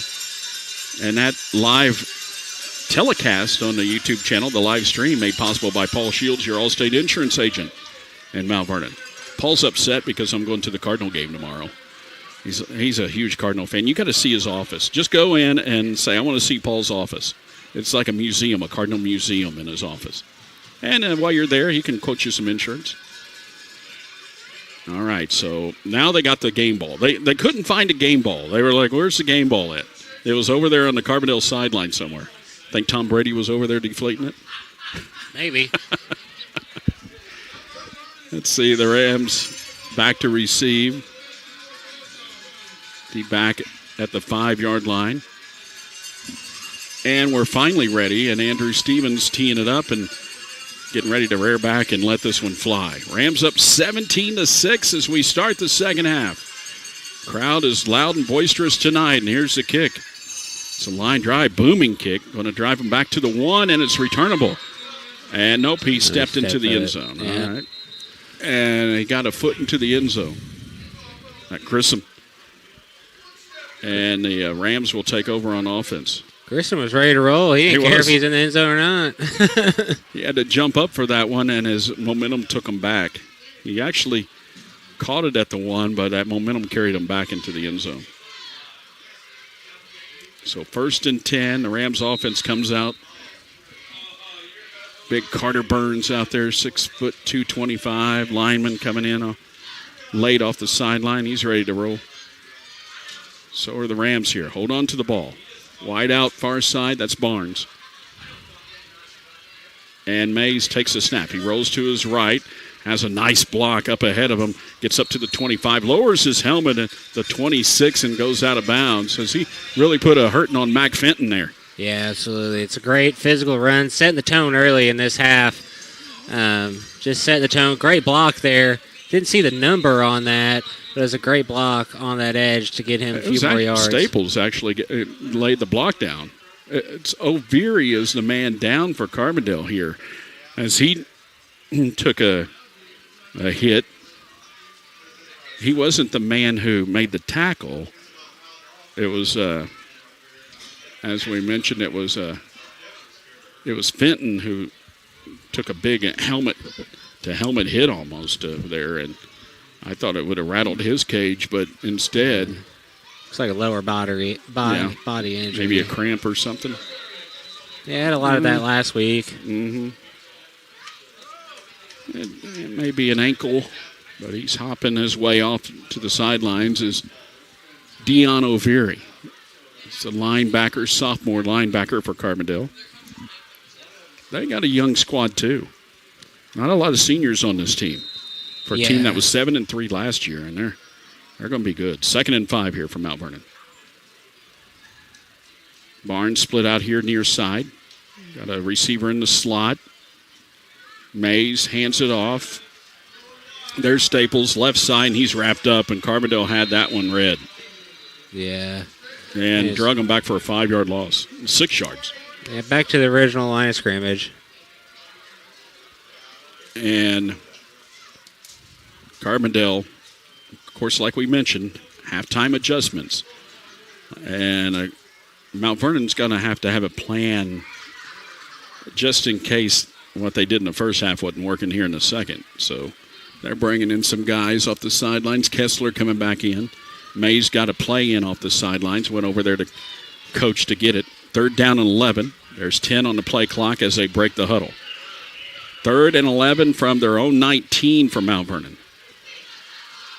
Backed up a little bit here. There's a fake. May's going to throw. He's rushing out to his right. He has room to turn it upfield to the 25. Sidesteps one man, 30, and he's pushed out of bounds at the 34. He's got the first down. The 32, rather. Give him 13 yards on that one, and that's a first down for the Rams. Yeah, I mean, it's a great run. Improvising. Didn't have what he didn't liked what he saw from the wide receivers. Just took it outside. Good elusiveness by him to get that first down. Good awareness, really. Yeah. But 10:40 left in the third quarter. Mount Vernon up 17-6. It's a very good run. On 3rd and 11, he picked up 13 on that. 2 wideouts far side here for Mount Vernon. And there's a snap. Handoff. It goes this time. Jefferson, he cuts it back up the middle across the 35. Flags come in to the 40, 42-yard line, but this may be coming back. Yeah, hold. It was about an 8-yard run, but it's going to be a flag down at the line of scrimmage. Yep, backing them up. Tonight's game brought to you by Casaraya. Authentic Mexican cuisine like no other. Each dish is made with love and passion. It's easy to find on Broadway in Mount Vernon. There's a hold bringing them back that 8-yard run, and it'll be a 10-yard loss instead. And the Rams at the own 23. Mays went over to the sideline to get the right play in. Get it from the horse's mouth, right? Yeah, for sure. First down and 20. Rams backed up here. It looks like a blitz coming in. They backed off, and a handoff. It goes to Staples, the 35, down to the 40 and out of bounds. That was Mays. That was Mays. Oh, he kept it himself. I was looking back at perhaps another hold, and that's why I missed it, and it was a hold. Well, no wonder Mays got a good run. Yeah. He picked up 20 yards, but it's going to come back and bring up first down and 30. Whew. Yeah. Can't be behind the sticks that much, but man, two holds there back to back. Yeah, I looked away for a moment because I saw the hold and I thought Mays had got it off, but he didn't.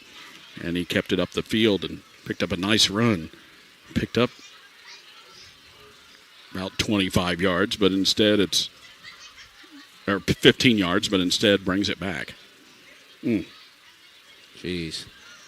Well, now you're at the 13. And we're about first and 30. Long way to go. Long way to go. Got 4 downs to do it. Well, you dig into that file and see what play you have for first and 30. And this is that play right here. Mays takes a snap, and he's going to keep it. Arm tackle didn't work. Up to the 20, 25-yard line. He picked up a good chunk of yardage there. Picks up about 11 to the 24. Yeah, I mean, that's just good, solid running. I mean, he's done that 3 times in a row and had the same result. I mean, he's had some good results from them keepers. Just quarterback draw, just take it to the outside, let him use his athleticism. I like that out of the Mount Vernon Rams. Still a long way to go. 2nd and 19, but a lot better than 1st and 30. No, for sure. Pick up another 11 here. Make it manageable on 3rd down. It'll still be 3rd and long, but a little easier to stomach. Line is set. Mays to throw.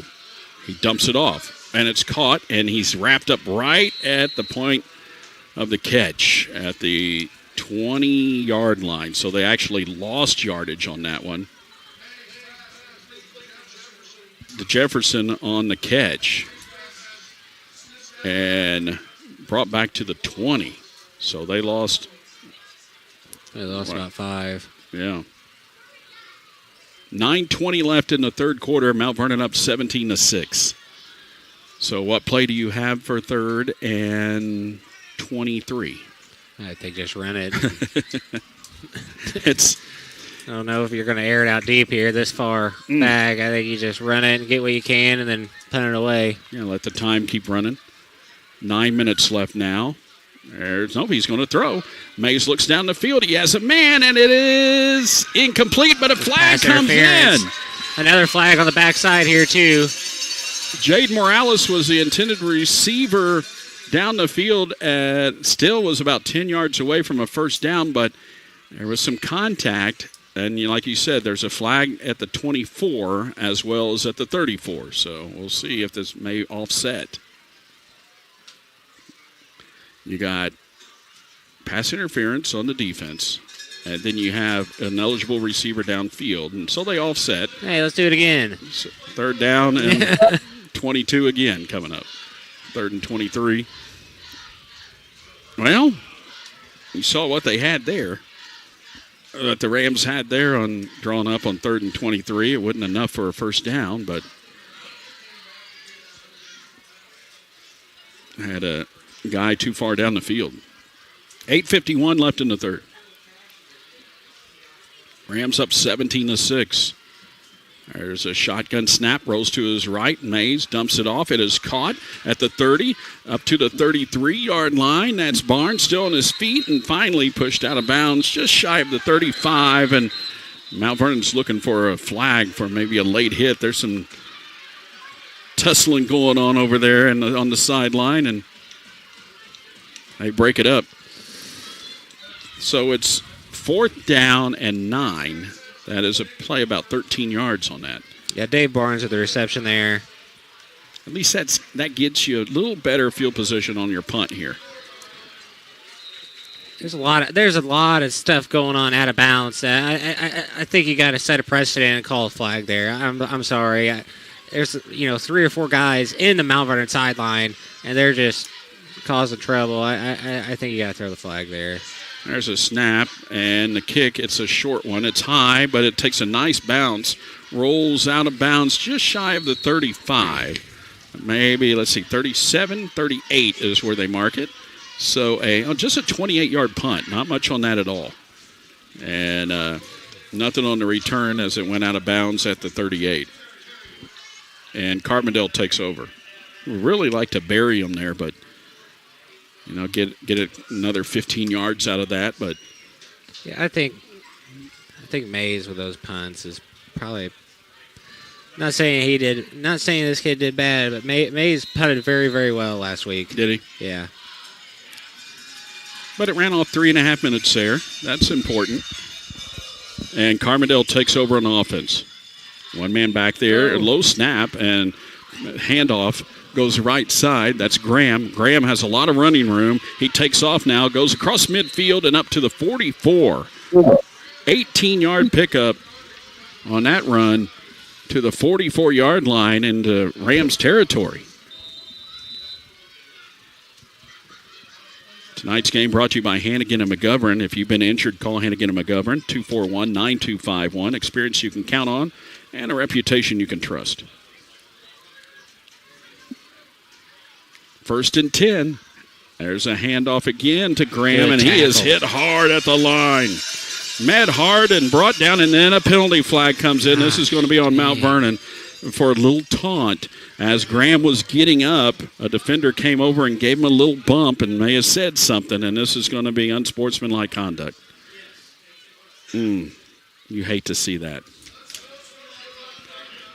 That was against the Rams. And, you know, didn't get the number on that, but whoever it was, he's going to get a little talking to. Malone?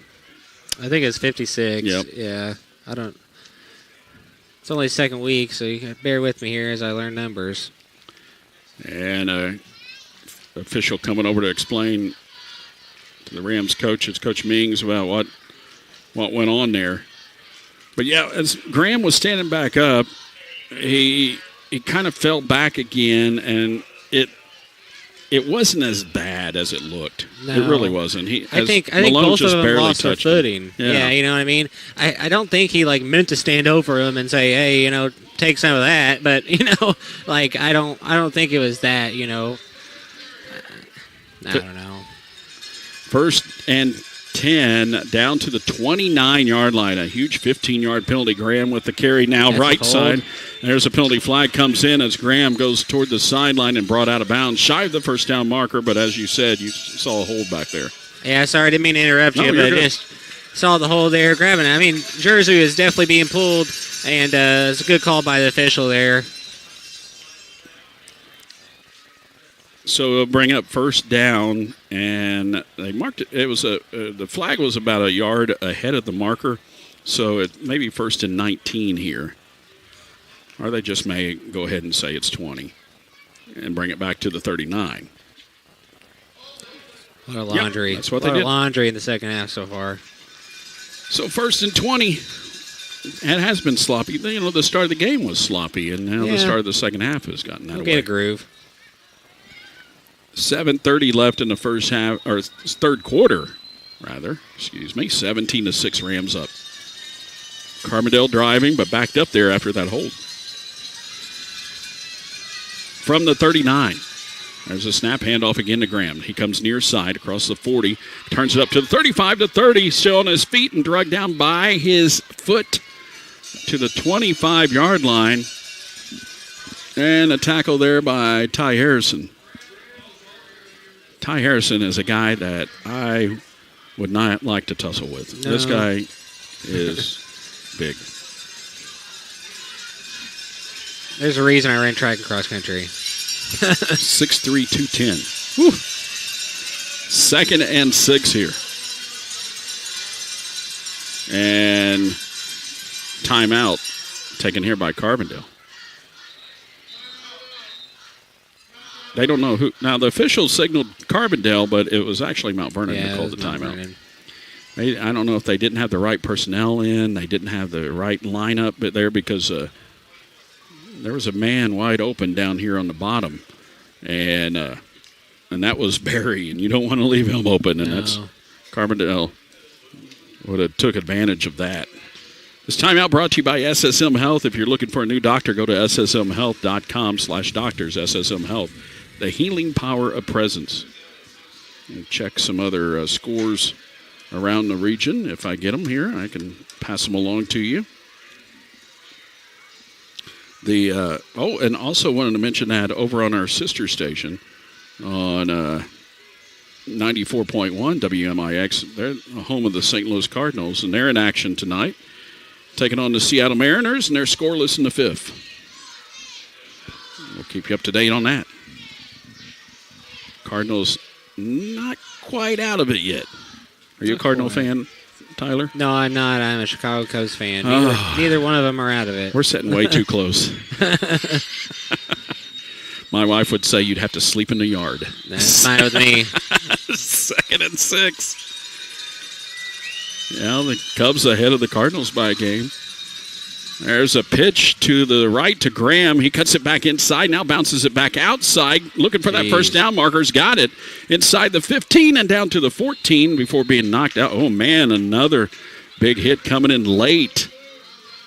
And this time, though, Carbondale just running over one of the Rams, that big offensive lineman for Carbondale, Owen Lee, just pancaking one of the Rams players on the sideline over there.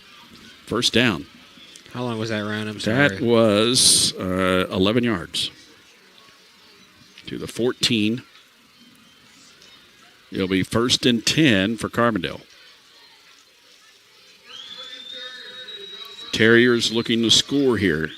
Down to 3 on the play clock and get the snap off. A handoff goes to Graham here near side. Now he cuts it back up. That's not Graham. Down to the 9. That actually was Thomas Mims, number 10, and that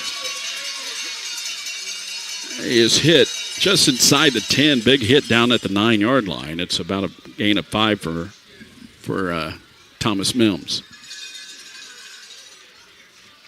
Looks like there's a flag down. I think, okay. I think there's a little, again, that same offensive lineman came around and did the same exact thing on the other side. I think they're going to give him a call here.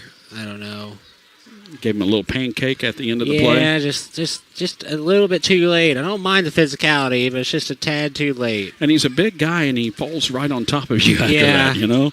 And, he's about 100 pounds heavier than the guy he fell on top of, so looking to put a little injury to it. They're going to call it a legal block? It's like a hold. I thought he held out his fingers like it was a... Yeah. Legal block. It's going to be against the offense. Yeah, he did hold out. So they backed him up. And that's the thing. Like, I don't know if that's the call there, but I just think, I don't mind a pancake. You're coming off the line, you send a message, you pancake somebody, but just at the end of the play, it just seems a little unnecessary. Loss of 10 on that penalty, so it's 1st and now 15. That scratches out that run.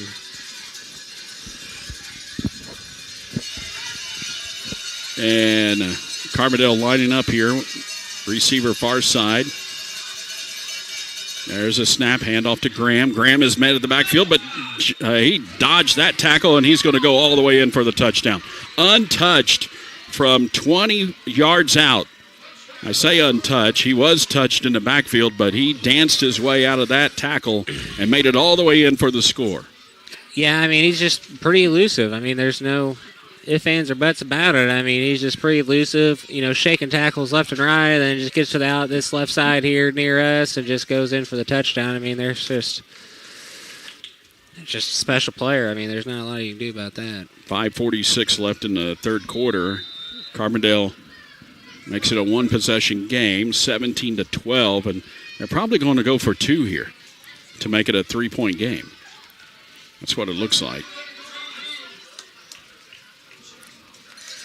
And they're going to line up in a wildcat. No, they're lining up behind center here. The 3 backs, handoff to Graham. And is he in? No signal yet. No signal. No, he did not make it. He is short of the end zone. Huge stop for the Rams defense on the 2-point conversion. They stopped them short. 17-12 is the score. I don't know who that was on the stop, but whoever it was came up big. A lot of black jerseys in there. I couldn't tell, but it's a weird angle for us too, but a great stop there by the Mount Vernon Rams. Touchdown there.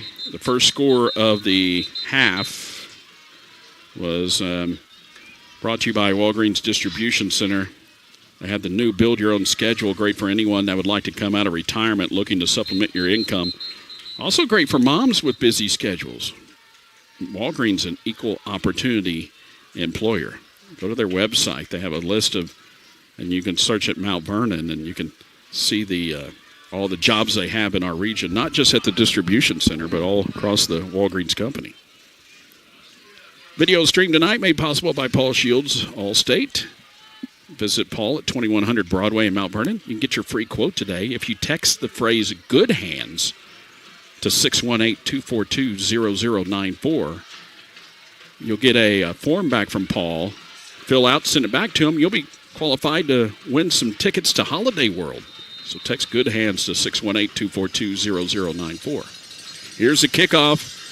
Rams found their lead shriveled down to 5 now. Taken at the 5-yard line. Grissom at the 10, the 15.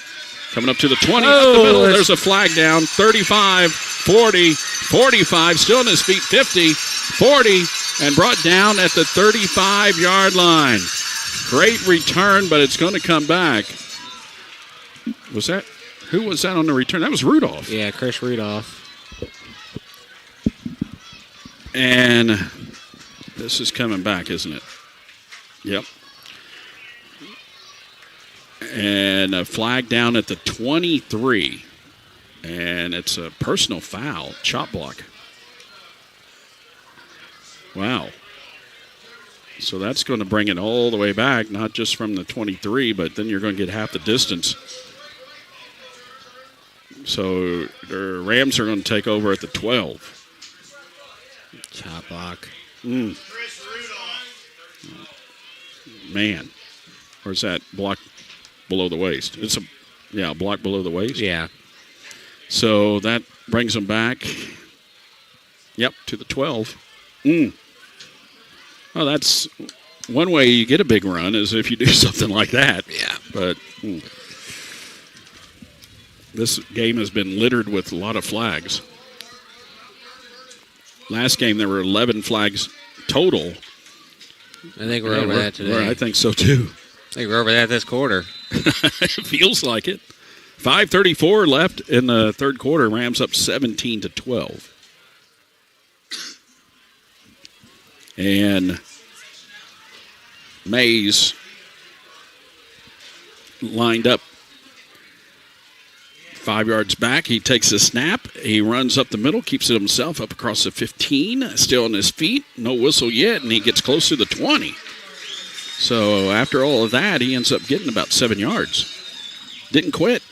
No, he didn't. Just keeps those legs going, and it's a good run. Well, that's one thing Dan Ming's team will never quit.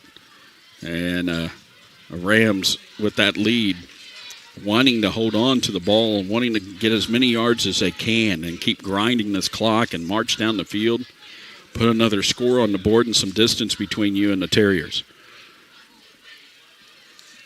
There's a snap and a whistle before the snap. It's false start against the Rams. So instead of 2nd and 3, it'll be 2nd and 8. As the penalties just keep on coming. Get started planning for the future with Josh Finley at Country Financial. He can help you achieve your financial future. Call him at 242-4024. You can find Josh at countryfinancial.com. What'd you tell the officials at halftime? Did you tell them? I didn't tell them anything. Listen, if it was up to me, there'd be no flags. Get this clock moving.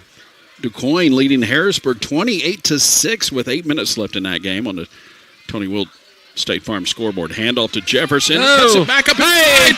Goodbye to the 30, the 40, the 50. He's got one man to beat. To the 30, cuts it back inside, and he's tackled just inside the 20. Woo! I don't know how they caught up with Jefferson, but they did. That was Javian Oliver who caught up with him and made the tackle from behind. What a run. From the 14 all the way down to the 24. 62-yard run on that one for Jefferson. And he was, man, Oliver came from behind, caught up with him. Almost like Spider-Man tackle. They just like jumped out of midair and just tackled him from behind. 3:45 left in the third. Big run there for the Rams, getting down in the Carbondale territory. There's a handoff. And no, it's Mays keeping him himself up to the 15. And a 4-yard pickup. Man, he just doesn't quit, does he, man? Ooh-wee. It ended up being a 71-yard run, by the way. Sorry about that. I was counting wrong. I think that's right. Yeah. Sorry, you went to Egyptian. Yeah, that's right. 2nd and 6. That was a pharaoh, Egyptian pharaoh. There's only 2 high schools in the country with the pharaoh mascot. Let's say, did they let their people go? 3 minutes left. Here in the third. Mount Vernon up by 5. 2nd and 6. Mays takes the snap calmly, hands it off. All to Jefferson, dragged down from behind, but he is spun forward to the 10. That was a grab by the jersey. Now the fans and the coaches not liking this, but he grabbed him by the jersey from behind. Jefferson slow at getting up. Wasn't a horse collar. He grabbed him middle part of the jersey, I thought, between the numbers. And it's close. It was close. Mm-hmm. It was close for sure. I could definitely see their frustration. Definitely looked a lot worse than I think probably what it was. I don't know. 2:46 left. It's third in the third quarter, and it's 3rd and 1 here for Mount Vernon Rams at the 10. About a yard to go. I could definitely see their frustration there. See if Mays wants to keep it himself here on 3rd and 1. Staples back in the game at running back. Down to 2:22 left in the third. There's a snap. Handoff to Staples. Right side got the first down across the 10. Down to the 6. Pickup of 4. Carbondale, after the tackle, doing a little extracurricular, and some of their teammates have to pull the tackler off of them and say, hey, nope, come on, get back over in the huddle. Down to the 7, so they give them just 2 on that, but it's enough for the first down. 1st and goal from the 7.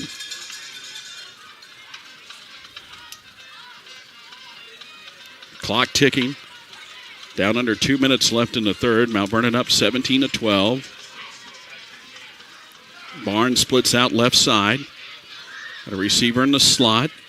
Mays takes the snap. He keeps it up the middle to the 5, and that's as far as he's going to get. They drag him backwards, but they'll mark his forward progress. Should be to the 5. And say just shy of the 5. And a penalty flag comes in late. Oh, no. And who is this going to be on? A flag comes in well after the play, and you got unsportsmanlike conduct on the Rams. Wow. Well, personal foul brings them back 15 yards. Marching down there, you're at the 6-yard line, and you get a 15-yard penalty. Hey, unacceptable. Can't do that. Yeah, you can't do it, but here's also my thing. The guy was standing over him over here. The Mount Vernon player got called for unnecessary roughness for taunting. Totally fine. Same thing happens right here at the 10-yard line with Staples on the last play and no flag. Listen, if you're going to call it, that's totally fine, and you're wanting people standing over him, this, that, and the other, it's totally fine. But I think it should be consistent both ways. The official coming into the huddle to tell the Rams, maybe explain to them, hey, listen, guys, whatever you're doing, you need to cut it out. It is 2nd and goal from the 23.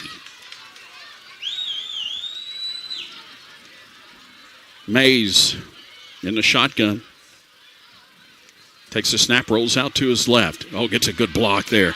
It turns it upfield, 20-yard line. 15 and dragged down from behind at the 15-yard line. It's a big block out there on the end. And that gave him some yardage to work with. From the 23 down to the 16. So 7-yard pickup. 3rd and goal from the 16. And you're in field goal range now. Yeah. And a field goal would make it an 8-point game.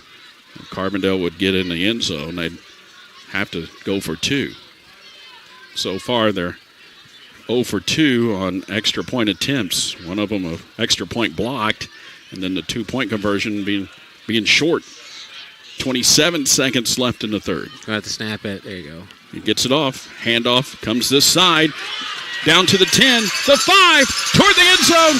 Touchdown, Rams, Jashawn Staples.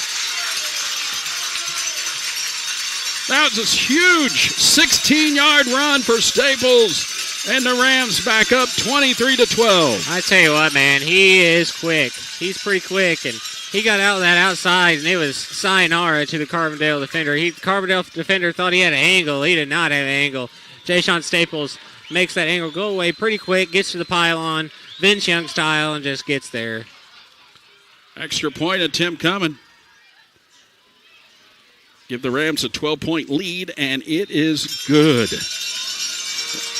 Huge touchdown for the Rams. They were at 2nd and goal from the 23. And they made it more manageable to where Staples gets that big touchdown run.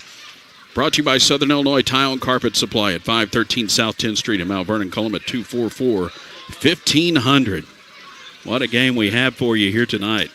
You're listening to Rams football on AM 940 and 96.5 FM, WMIX, Mount Vernon, Illinois, free service of Withers Broadcasting, along with the Section 618 app and also on the WMIX Sports YouTube channel.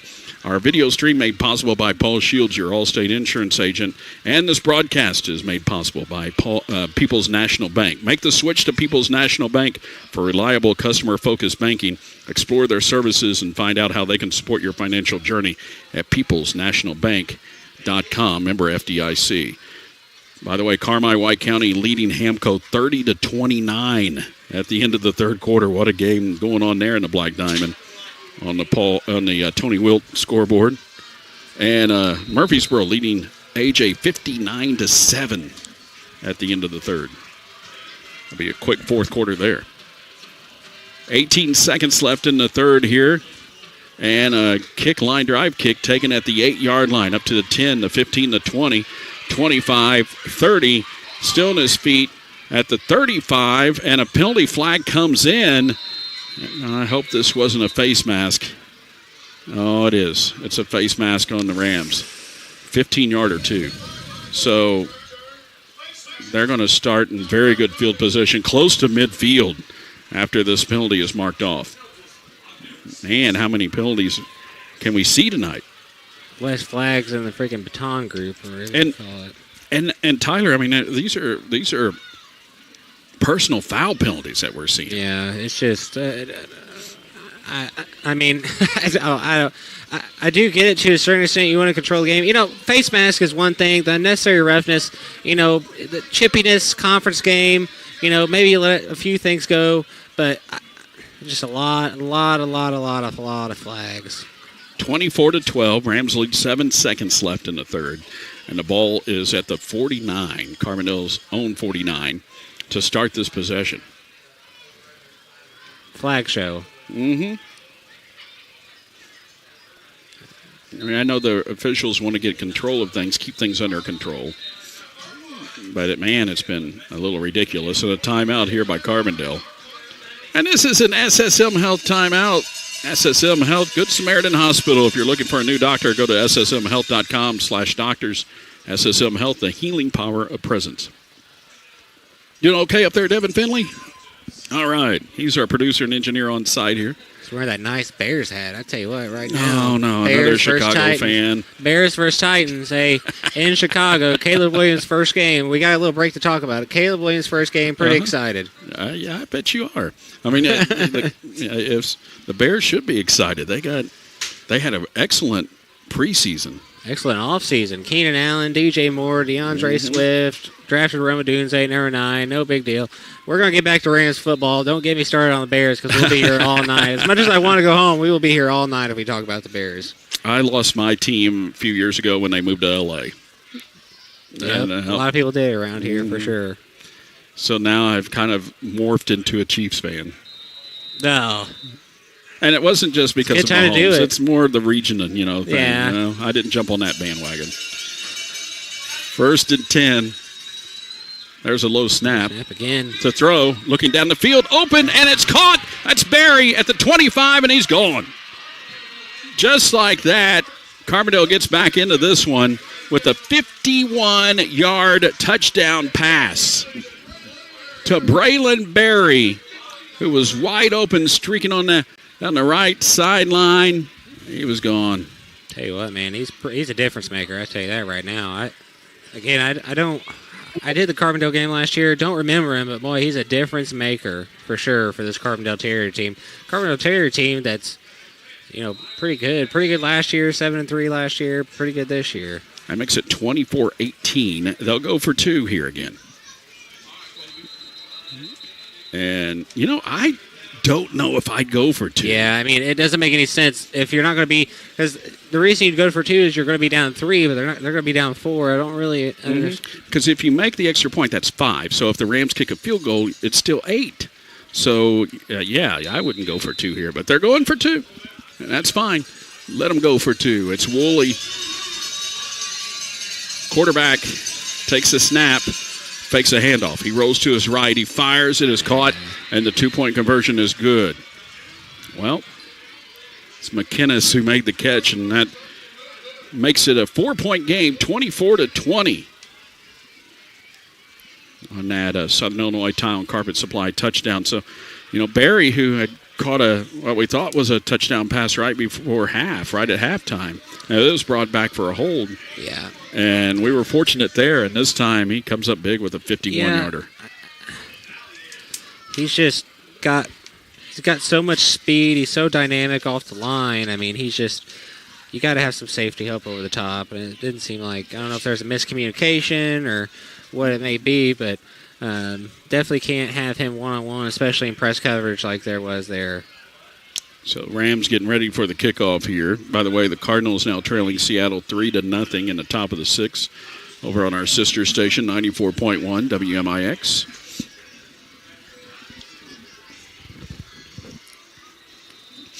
Carbondale not going away. No. And they're a good team. They're good. Earlier this week, I got to see the Carbondale volleyball team really handle the Lady Rams. They're pretty good. Oh gosh, they're good. They're really good. Every player on that front row is 6 foot or taller. Jeez, they're big and tall, strong, and they handled the Lady Rams in straight sets pretty easy. 24-20. Mount Vernon leading this one as we start the 4th quarter. That was the end of the 3rd quarter, by the way. So we owe you a break.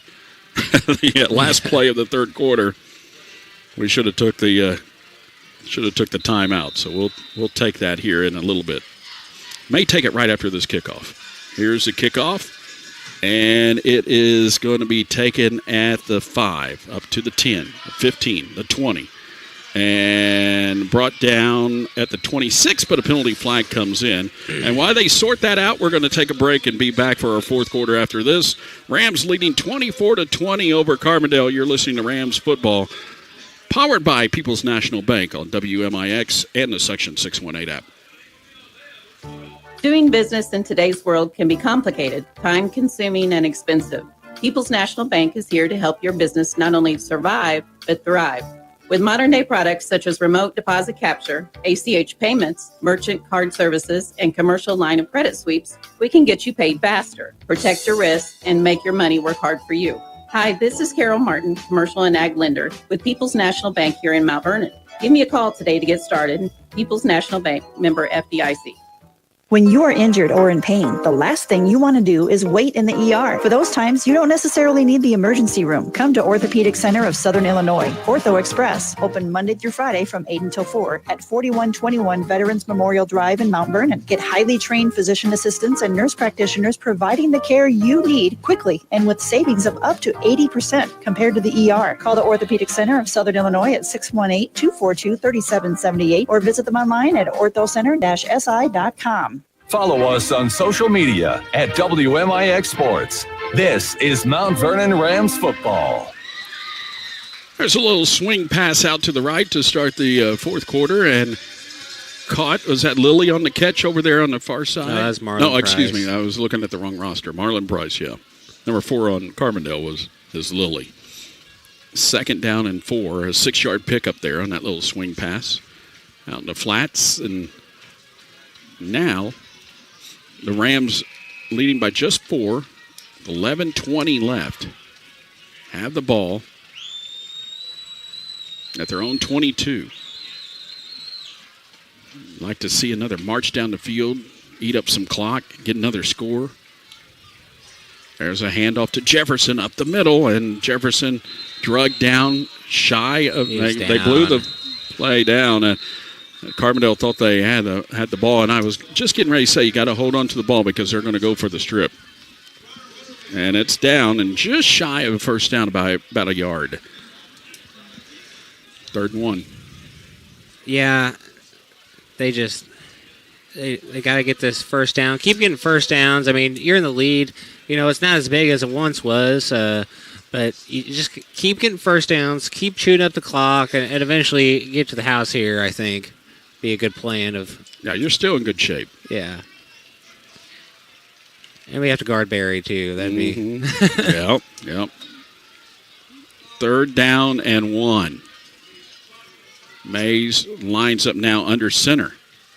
And he keeps it and goes right up the middle, got the first down, pushes that pile up to the 30.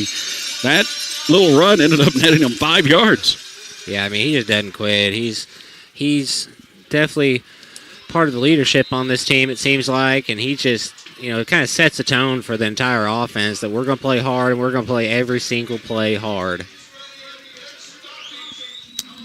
He's one of the about dozen or so seniors on this ball club. He's been here. He was a sophomore when Coach Mings got here, and I think it's definitely proven well for him to be that leader for the team and knows the offense and just different things. There's got ran into by his own man there on the snap, and pushes his way forward and still picked up a few yards. I don't know how that was. Started out as a disaster, and Staples bumped into him. Yeah. And it ends up being about a 3-yard pickup, 4 yards. Miscommunication there. Staples thought he was going to get the ball, and then he was like, "Hey, just take it. You've been doing good. Just take it right at the middle, get 3 yards, and hand it off to me next time." Yeah, Jay Sean's like, when do I get the ball? When do I get it? He might get it right here. 9 minutes left. Actually, 4 yards. Crazy. Yeah, 2nd and 6, the 34 for Mount Vernon, leading by 4. Under 9 minutes left. Handoff this time does go to Staples. He cuts it back up inside, staying on his feet, grinding out a couple extra yards, and going to be short of the first down. It's going to bring up 3rd and 3, so give him 3 on that one. Well, you keep getting 3 or 4 yards a carry. I'm fine with that. Just, keep your hands on the ball. Hey, I mean, I'm all for the dramatics. I love a good 71-yard run. It gives me anxiety to get these 3 yards in a close game like this. Let's just rip one out and then let's get back on defense. That'd be fine with me. Nesbitt checking in from the sidelines, bringing a play in. Lining up at the top is Barnes. See what you get. 3rd down and 3, down to 8 minutes left, and. Yeah, there's a keeper by Mays. He had the first down and then danced back outside. That play was turned back outside, so he's going to be short of the first down, and he was fortunate he didn't lose the ball. Yeah, he tried to reach out there, make a play. I think it's just good to kind of keep it and keep it tucked in, and you're running well. Just keep the ball safe. Ball security is good. It's good.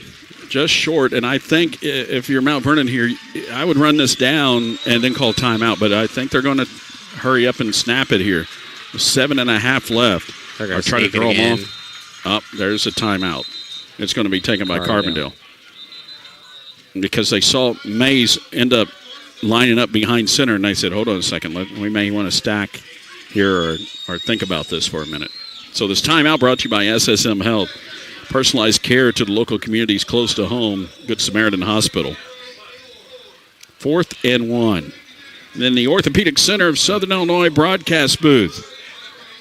They offer the most progressive therapies for orthopedics and sports medicine, spine surgery, shoulder surgery, knee surgery, outpatient arthroscopic surgery, and joint replacement surgery, too. Lots of surgeries.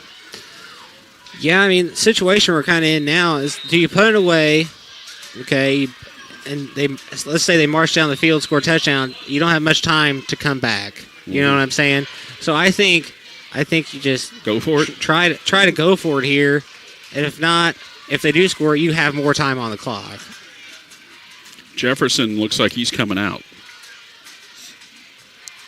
after that timeout. 4th and 1, and the Rams showing that they're going to go for it again. Listen, but there's a reason I'm up here and Coach Mings is down there. Right. You know, I'm with you. Yeah. I'm with you. But the way the Rams have been moving the ball tonight, why not? Try to get them off sides first. 4th and 1. They're going to keep it. There's Mays up the middle. He's got the first down. Pushes the pile all the way up to the 45. 5-yard pickup for Mays and the Rams first down. Man, he is something. Man, he's like a bolt of lightning, just right through the line, just taking care of business. Really is. He gets past the line and just puts on like an extra gear. First down for the Rams. Clock still ticking. Down to 7 minutes left, leading 24-20. Be a huge win for the Rams here if they can hold on. Got to hold on here and hold on to the ball. There goes a man in motion and a handoff to them on the jet sweep. Running around near side. 40, 50, 45, and out of bounds is Nesbitt.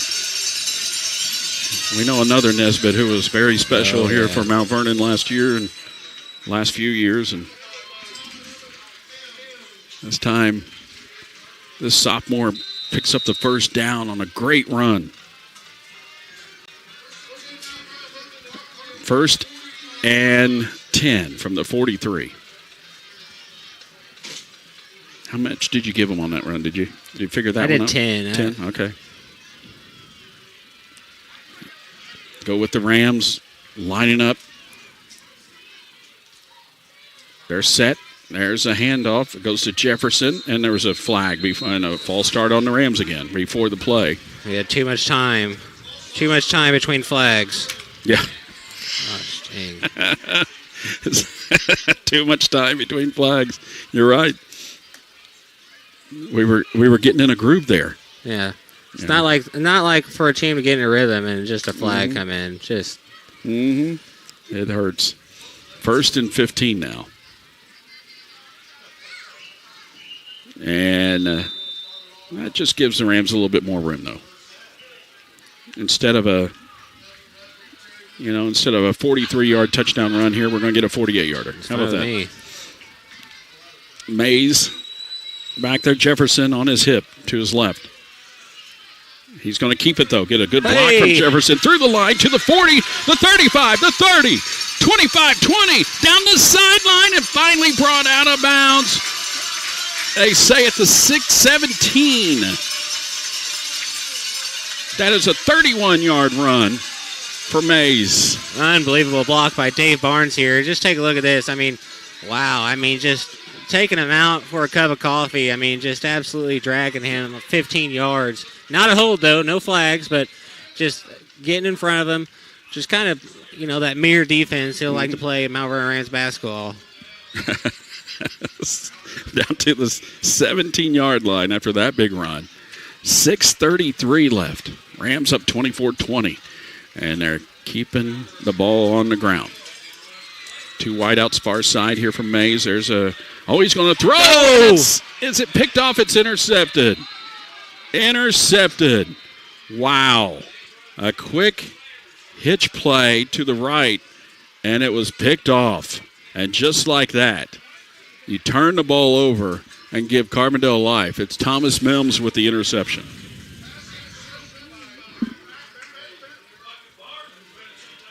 Yeah, I think that was just a miscommunication between the receiver and the quarterback, and Barnes ran the wrong route, is what I'm hearing, and it just left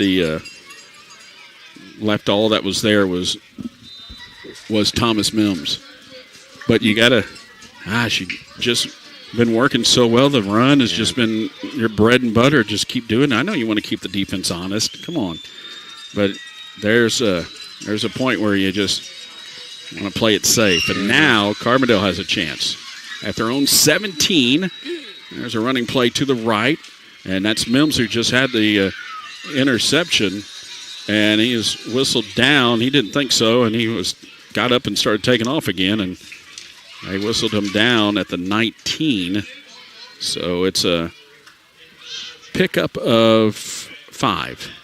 2nd and 5 coming up. Clock ticking, 6 minutes left. Jeez. You know, if they score, it doesn't leave you much time, so you got to hold them. Mims looks a little banged up back there in the backfield, too. Is that Mims back there with... I can't see the number at this angle. Woolley takes a snap. Oh! He almost fumbled it, bobbled it in the air, runs out to the right and steps out of bounds. No pickup on that. As he ran out of bounds at the 19. Looks like they gave him a yard. No, they didn't. Maybe half a yard. I'm looking at the far side here. The near side should be the one that calls it. Yeah, I gave him half a yard, I guess. Yeah, I gave him a yard almost. You're right. 3rd and 4. To the 20. Big play here for Mount Vernon. Woolley comes in off the sideline, yells out something to his star receiver, Barry, near side. Now comes back, 8 seconds left on the play clock. 5:38 left on the game clock. Mount Vernon by 4. There's a low snap, picked up there, handoff. It goes up the middle, and not enough for the first down as it was Trigg on the carry. And it's going to bring up 4th down. Oh, they call it a first down.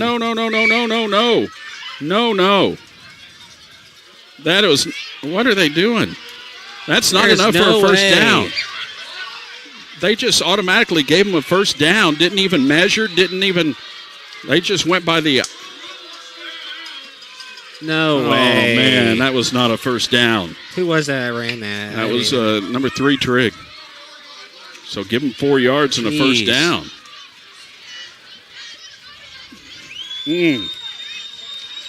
24-yard line, low snap. There's a handoff. It goes left side. That's Trigg. Trigg down the line, and he is going down the sideline. Picks up about 7 before stepping out of bounds. Yeah, even the Rams player was looking back at the official like, now you decide to put the hanky in your pocket? Yeah. Jeez. That was Boyd who was being held out there. It's 2nd down and 4. Low snap. And a pass incomplete off to the left. That was intended then by Barry. Woolley got rid of it pretty quick down the sideline, incomplete. And it's 3rd down and 4 now. That first down is kind of ridiculous. I mean, I hate to be. I feel like I've done nothing but complain about the flags and everything else, but that first down was ridiculous. 3rd and 4 from the 31. Down to 4:48 left. Now Vernon up by 4. Carbondale at their own 30. That's a false start. 1 yard line. Penalty flag comes in, and they'll back them up 5 yards. So instead of 3rd and 3, 3rd and 8. Crowd really getting into it here. Big crowd here. Very vocal. 3rd and 8 from their own 26 here for the Terriers. Rams looking for a stop. 4:48 remaining.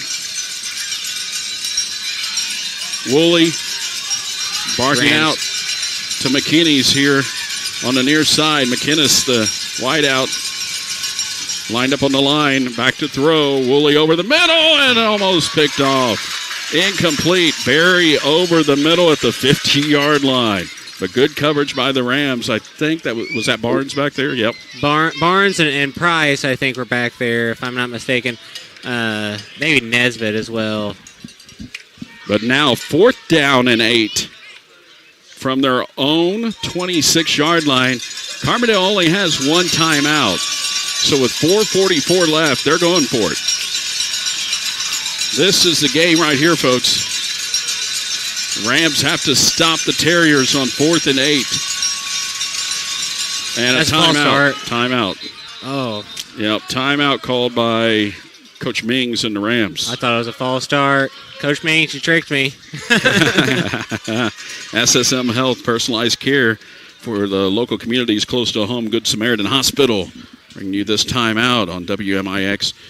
Carmi leading Hamco 38-29 with 5 minutes left in that one. DuQuoin beat Harrisburg 28-14. Wow. DuQuoin with a huge victory on that Tony Wilt State Farm scoreboard here tonight.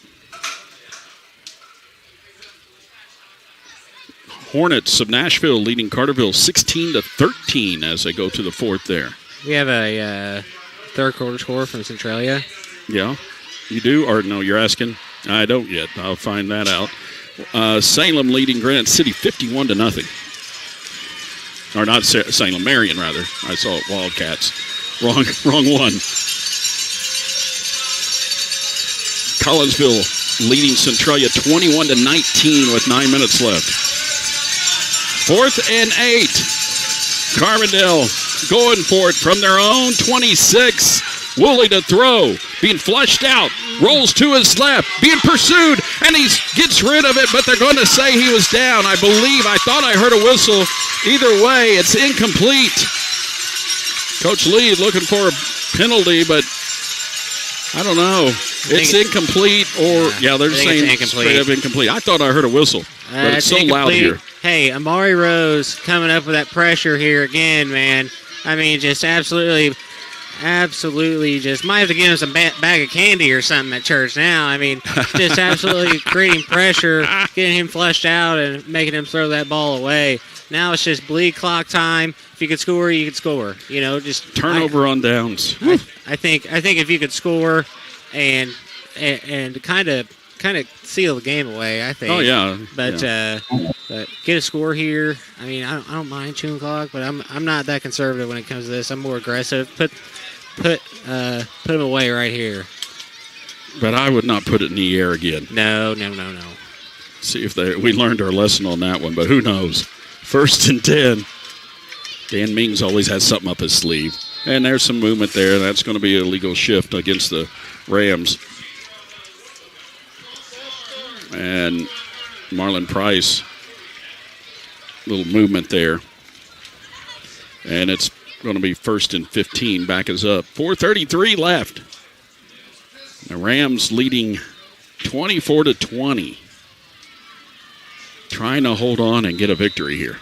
R.J. Price filling in for Chris Hugo, who's on assignment. He'll be back next week for the game with Tyler and here at home against Marion, where it's going to be pink out night.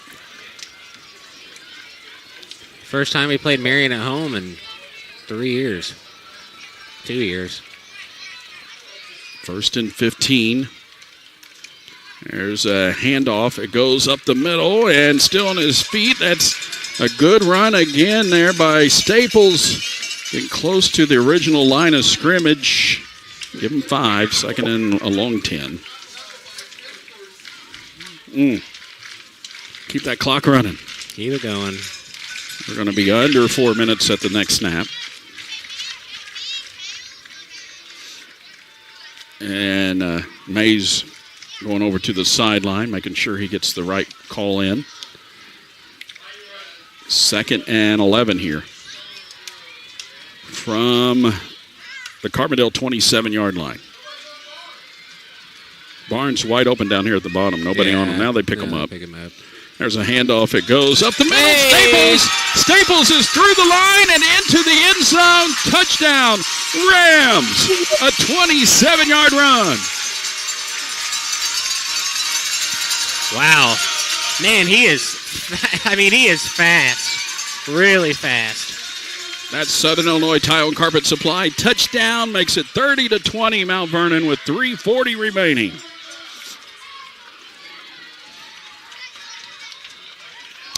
An extra point try coming up from Carnine.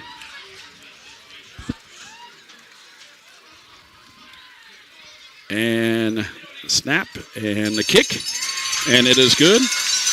And Mount Vernon has extended this lead to 11, 31-20 with 3:40 left. And after a huge stop on fourth down moments ago, Mount Vernon just keeps on keeping on with that offense and putting up 31 points here tonight against this Carbondale squad. That's impressive. Every touchdown by Jay Sean Staples. Really? 4 touchdowns. 4 scores. 4 touchdowns and a field goal by Truman Carnine. I think I know who might be the player of the game. We could have an offensive player of the game and a defensive player of the game. And we know who the defensive player would be. And that's Rose, who's just been a train. He's just a game wrecker, it seems like this week. And offensively, you got Staples with his 4 scores. And, man, what a game from the Rams. They needed this. Yeah. It's not over with yet, and Carbondale can score quick, but keep them at bay. Just got to make sure Barry doesn't beat you over the top. And Barry is lined. Oh no, that's not Barry. I thought Barry 4. was lined up back here. That's Lily. Again, those numbers, they're small, and when they get bunched down, it's hard to tell what they are. Barry is back there though on that left side. Oh, okay, so you got Barry and Lily back there. And the kick is going to go into the end zone, so that's a touchback. That's a safe way to do it. Yeah, it's a safe way to do it. There's a lot of chirping going on out there. Yeah, I saw it too. There was a little pushing going on back at the 30-yard line, and officials didn't see it. It's getting chippy. Mm-hmm. That's what you get. It's what you get with a South 7 game. It's just... Yeah, when these two teams meet, it doesn't matter what sport. I mean, 2 new teams in it, so it's not as competitive with Granite City and Collinsville, just with the overall physicalness of it. But Carbondale, Marion, Cahokia, Centralia, all those teams, it gets pretty chippy, it gets pretty competitive for sure. All right, so first down for Carbondale, 3:39 left. Mount Vernon up by 10. 20-yard line here for the Terriers. And Woolley, the quarterback, he'll be looking for his big man Barry. Looking down the middle. Has time. Now steps up, being flushed out, looks to the sidelines, has to throw it away. Well, he had time there, but the Rams had him well covered down the field. For sure, they definitely did. Barry was covered by Grissom at midfield.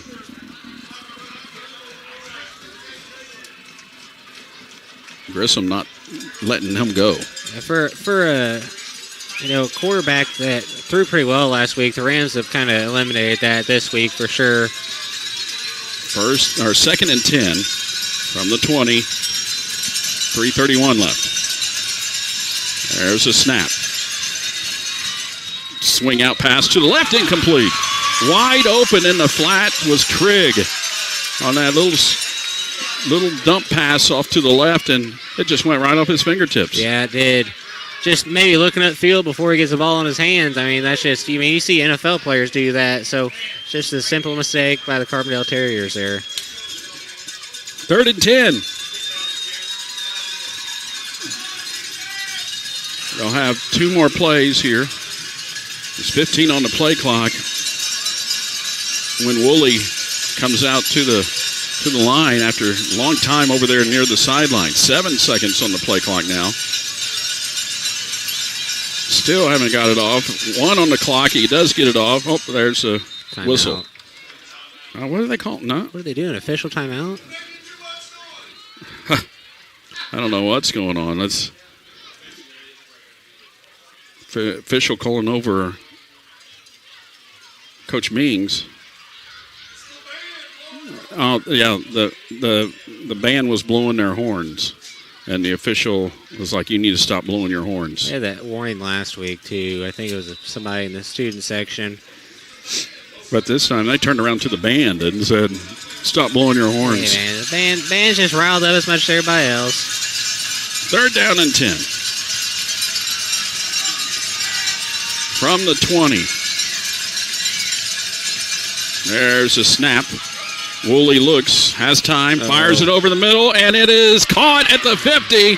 45, 40, 35. That's McInnes down to the 35-yard line. 45-yard play. And that was Gradford, not McInnes, sorry. Gradford made the catch. Down at the 35. And it's 1st and 10 for Carbondale. They're in business. 3 minutes left. Woolley looking over the middle. There's Barry, and he's being held. Oh, man, there was a, here comes the interference flag. It was a hold or interference, and I saw it too. And now another flag comes in from the white hat. That may be unsportsmanlike conduct. That even tacks on more. We'll see here. But, yeah, I saw the interference. It looked like Barry was being held by one arm by his defender. They call hold. Yep. I saw it. And but you got to do what you can to keep Barry from making that catch. And I'll give it 5 yards. I know it's a 10-yard penalty. Spot foul, right? Tell you what, Devin's got his work cut out for him with that flag graphic on the YouTube. I'll tell you that right now. He might as well leave it up. Yeah. 25-yard line. And 1st and 10 for the Terriers. 3:04 left in this ball game. Now Vernon trying to get a stop here. Woolley to throw, dumps it off in the flats, caught 20-yard line, 15, and out of bounds at the 12. That's Jace Trigg on the reception. 12-yard pickup out at the 13. Clock stops as he got out of bounds with 2:58 remaining. Rams up 31-20 to throw over the middle. And almost intercepted. There was a hand up there. He got in there as on that slant over the middle. Price almost picked that off. Yeah. And that brings up second and 10. Yeah, it's not. From the 13. Yeah. 2:53 remaining. Rams trying to hold on to this one, leading 31-20. 11-point lead. Woolley to throw, looks right. He has a man at the end zone, and it's incomplete. He was right at the goal line, intended receiver down there, and just barely overthrew him. Very catchable ball, too. Yeah, I mean, it looked like he had that outside out route open. It looks like he just maybe let him just a little bit too much, just a little bit a hair too much. Just couldn't get a hold of it. I know it's hard for you to see at this angle, but that was the tight end McCaden Green who was the intended receiver right at the goal line. 2:49 left, 3rd and 10. Rams have 2 more stops in them here, leading by 11. There's a snap. Woolley to throw. Has time. Rolls to his right. Penalty flag comes in. And the pass is picked off in the end zone. It is intercepted. Grisham. Intercepted in the end zone. There's a penalty flag down. It's on Carbondale. It's declined. Rams ball. Rams are going to win this one. Great play by Grisham, picking it off in the end zone. Just a lot of traffic through there. A lot of bodies to maneuver, but Grisham comes up, intercepting the ball. Unbelievable play by Malik Grisham. With 2:42 remaining, the Rams take over, leading 31-20. Interception that could seal this one. This fourth quarter is taking a lifetime. I've aged quite a bit in this fourth quarter, Tyler. Might be still on the broadcast on September 7th, so just stick with us. I'm almost as old as Jeff Crow now after this game. 2:42 left. Good thing you didn't have headphones on. They didn't hear you on that. Mays takes a snap, handoff. It goes again to Staples, and Staples with a nice run. He's going to be just shy of the first down. He picked up 9. 2:28 and ticking. That's fine. You don't pick up the first down. You can keep that clock running. But it would stop at a first down, but then you'd can let it. The officials would start the clock again at the spot. Once the chain gang gets going. Mm-hmm. But now just let it grind. Let it go. Chain gang needs to pick it up in between first downs. Let's get this thing going. Be under 2 minutes by the time the snap comes out. 5 seconds on the play clock here as they break the huddle. They're taking as much time as they can. Now, they're going to get delay a game. Now it's a false start. Oh, did they? Yeah. It was going to be either way. Let's see it. Let's see it. The flag graphic. Come on, Devin. 1:51 left. And that backs us up a little bit to make it 2nd and 6. There it is. 11-point lead for the Rams. And if they can hold on, they'll even up at 1-1. Murfreesboro beat AJ tonight 59-7. Murphy's pretty good. 2nd and 6 here. And there's quarterback keeper Mays up the middle. He breaks a tackle, a second one, and then he is up over the 30 to the 34. A first down for the Rams to the 35, 11-yard run. And now a stoppage here as Carbondale is going to take. Is that their final timeout? Timeout taken. Brought to you by SSM Health, Good Samaritan Hospital. Man, what a game it was here tonight. I'm glad I got to call this one with you, Tyler. I'm glad to be here. Glad you're here, buddy. Appreciate it. This has been a lot of fun. My first Rams football game. Usually you rub Hugo's bald head for good luck. You got the hat on today. I got the hat on. Do that. With the Rams cap. I'm all homered up tonight. The Rams cap. Wearing even the orange and black shoes tonight. Oh, man. He was ready to roll. He picked out the shoes this morning. Yeah, I did.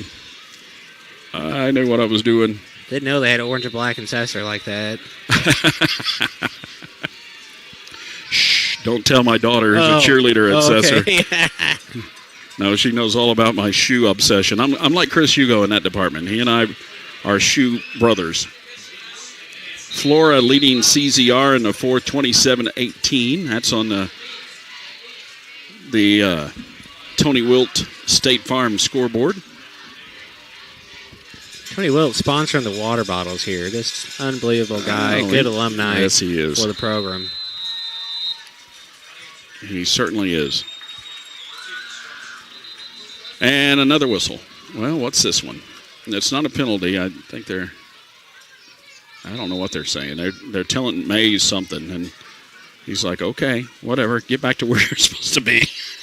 Let me take care of this. And then he takes a knee. Oh, and then there he's going to get a personal foul penalty called here against Mac Fenton, who came in a little aggressive and knocked Mays over after he took a knee. Fenton was, you can see it on, he's like, his reaction. He's like, I didn't mean to do that. I didn't know he was going to take a knee. I just love seeing that graphic, Devin. Yellow flag. I told you, he should have just left it up the whole game. Have you ever seen an arena football game? Yes. It's like almost every play they get a penalty. And that's how I felt tonight. They're at midfield right now. Rams and the Terriers.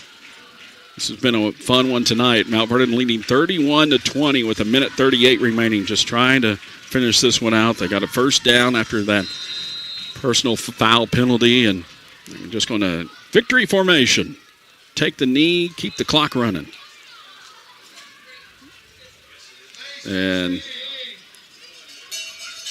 the Rams will go into next week against Marion, and Marion, who put it on Granite City tonight, they're going to be fun.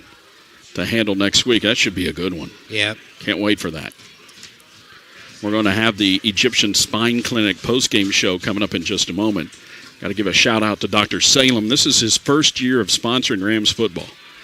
And after talking to Dr. Salem for months, I finally got the good man to say, you know what? I want to sponsor this football team. I want to sponsor Mount Vernon Rams. He's right there on 34th and Broadway in Mount Vernon. And there's another knee.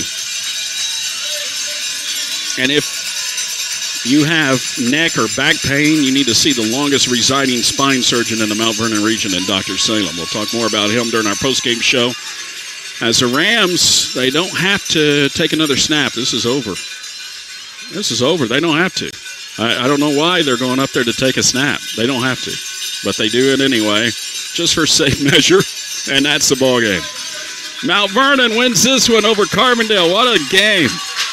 After Carbondale came out and scored first, Mount Vernon matched them, took a 5-point lead in the halftime. Back and forth they went in the second half, but it was too much Rams in this one, and way too much Ja'Shawn Staples in this one, as a sophomore with 4 touchdown runs tonight leads the Rams to a 31-20 victory. We'll be back with our Egyptian Spine Clinic postgame show in just a moment. Rams football delivered by People's National Bank on WMIX Sports and the Section 618 app. There's only so much time in the day. That's why People's National Bank makes banking easy and convenient with PNB To Go mobile banking. PNB To Go allows you to deposit checks, pay bills, transfer money between accounts, view your statements, turn your debit card off and on, and much more, all on your smartphone. It truly is banking at your fingertips with PNB To Go mobile banking. People's National Bank, member FDIC. Craving comfort food? Joe's Pizza and Pasta in Mount Vernon has oven-baked specialties that will straight up hit the spot. Try mouth-watering sausage and peppers, chicken parmesan, or baked meatballs. Stop by 819 Jordan Street, just south of the square in downtown Mount Vernon, or go online to orderjoes.com. Joe's Pizza and Pasta in Mount Vernon's oven-baked goodies you won't want to share. Trust your taste buds will thank you. Nobody protects you from mayhem like Allstate. I'm a lost bee that found my way into your car. And now that I'm in here, good luck getting me out. I think it's gone. Wait, no, it's in my hair. And if you don't have the right auto insurance coverage, well, this could be quite a sticky situation. So get Allstate. Contact your local Allstate agent, Paul Shields, today to see how you can save. Subject to terms, conditions, and availability. Allstate Fire and Casualty Insurance Company and affiliates, Northbrook, Illinois. Hear what they're saying about the new Mount Vernon Quick Lube. Best service ever. Outstanding. The customer service was excellent. The wait time was perfect, and the pricing was better than expected. Love it. Fast, friendly, and very professional. I guess that's why they call them Quick Lube. With Quick Lube, you're in, out, back to conquering your day. Cruise on into Quick Lube along Broadway in Mount Vernon and see why they're faster, friendlier, and cleaner than the rest. This is Mount Vernon Rams football from WMIX Sports. The Egyptian Spine Clinic postgame show starts now. R.J. Price and Tyler Williams back here at Mount Vernon. A final score, Mount Vernon winning it 31-20 over Carbondale. We're in the Egyptian Spine Clinic postgame show. Dr. Salem at the Egyptian Spine Clinic has been seeing patients in Mount Vernon for almost 10 years. He's Johns Hopkins trained spine surgeon.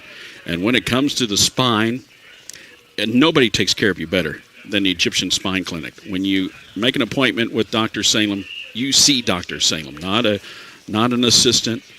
You see Dr. Salem each and every time at the Egyptian Spine Clinic. Thank you to him for being a sponsor of Rams football on WMIX and the Section 618 app. Rams win it 31-20 over the Carbondale Terriers. Wanted to give you another score. Collinsville over Centralia, 21-19. That's the final. The Orphans missed a 31-yard field goal with 36 seconds left. And Collinsville got the victory over on our sister station, X95.3, and also on the Section 618 app. Centralia came battled back in that one.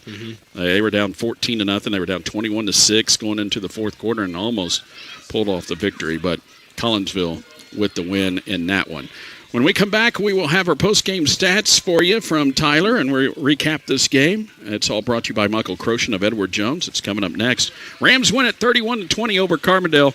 Rams football powered by People's National Bank on WMIX and the Section 618 app.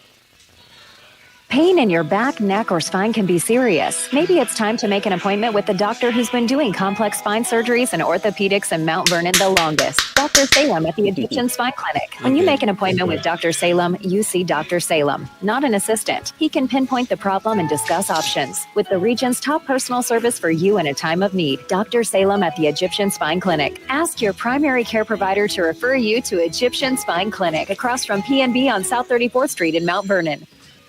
I'm Michael Croshan, your Mount Vernon Edward Jones financial advisor. We're all about financial investments, but we also value the investments of time, patience, and encouragement that our young athletes receive from their coaches, teachers, and mentors.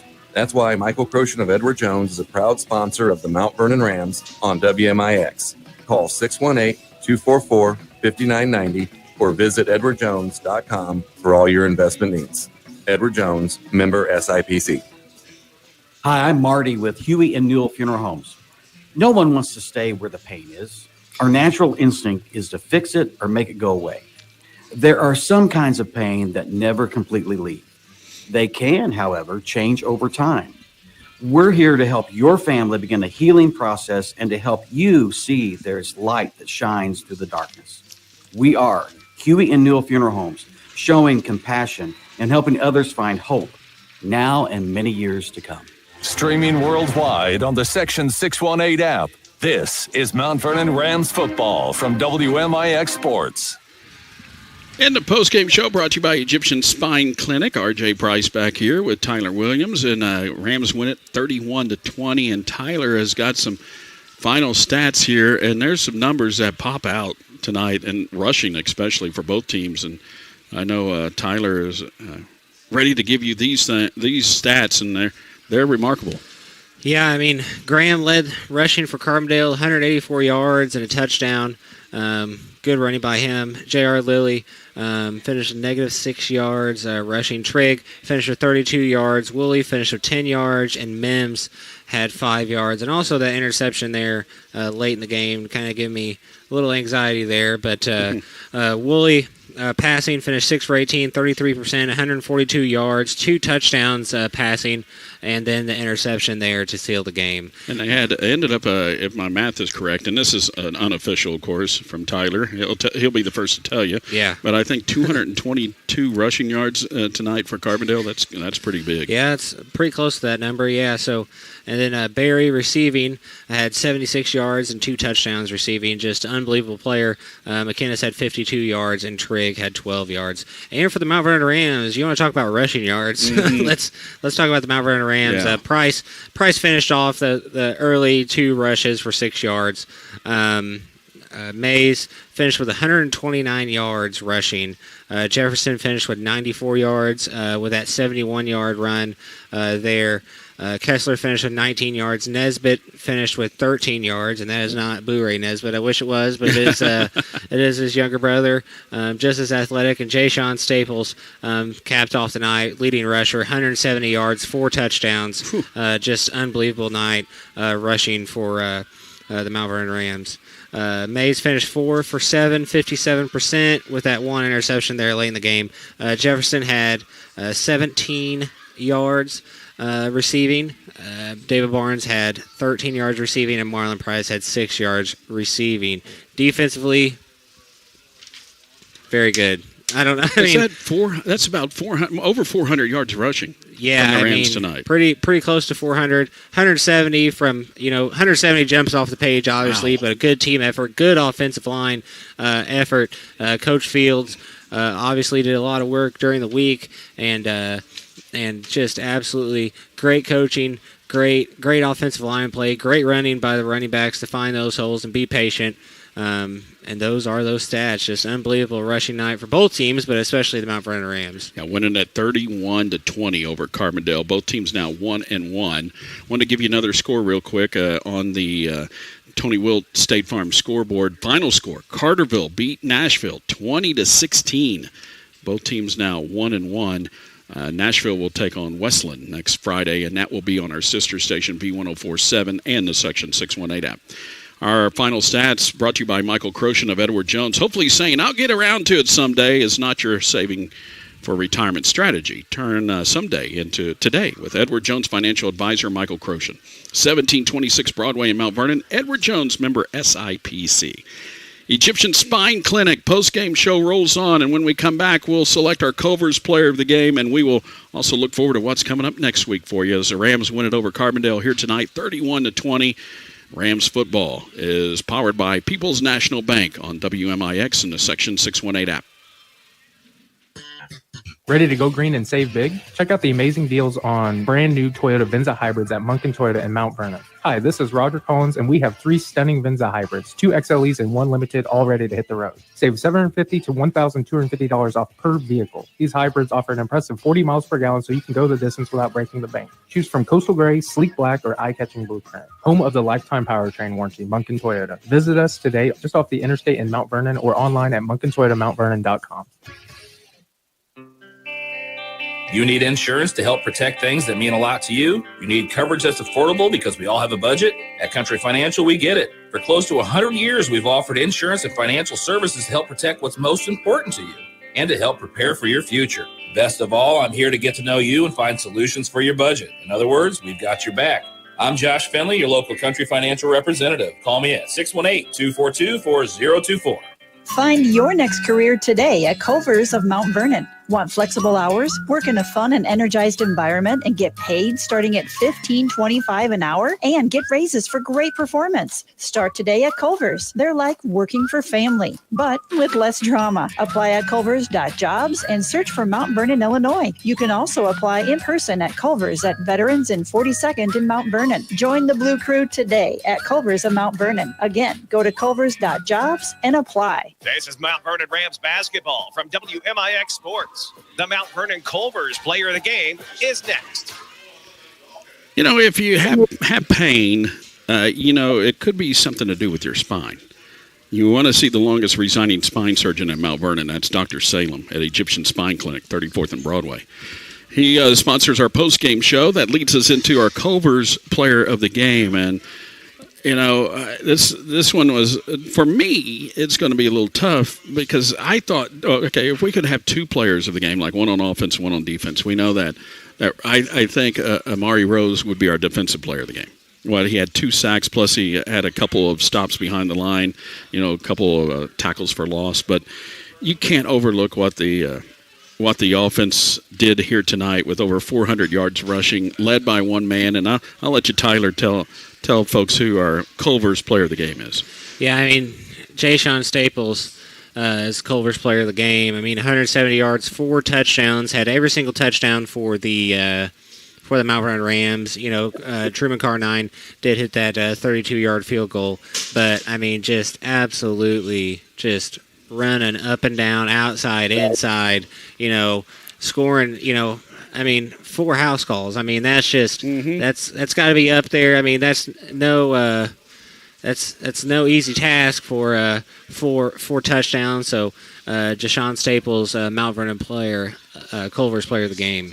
And today we would probably talk about ice cream at Culver's. Tomorrow night we may be talking about that Georgia's chili. Yeah. How chilly it's going to be getting tomorrow night. That chili sounds really good. Stomp on in and warm up with that, or some crispy, tasty cheese fries, or maybe some of those pretzel bites. I'm hungry. Can you tell I'm hungry? Yeah. So head on into your Mount Vernon Culver's. Our player of the game, it goes to Ja'Shawn Staples, and what a game he had tonight. The sophomore with 170 unofficial yards, 4 touchdowns. We do know that for officially.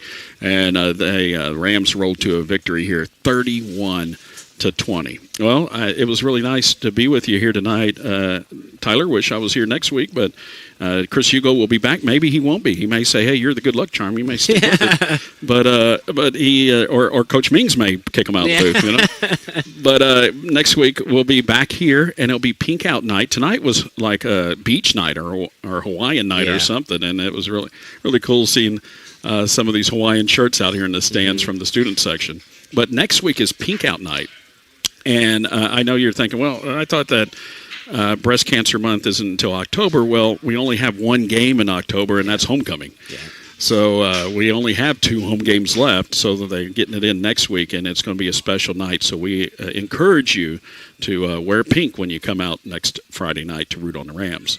When they take on Marion, and we'll be on the air probably around 6:30 again next Friday night on WMIX and on the WMIX Sports YouTube channel. Any final words, Tyler? No, I mean, offense played great. Defense corrected the mistakes. You know, Coach Meeks talked about that. I talked about that.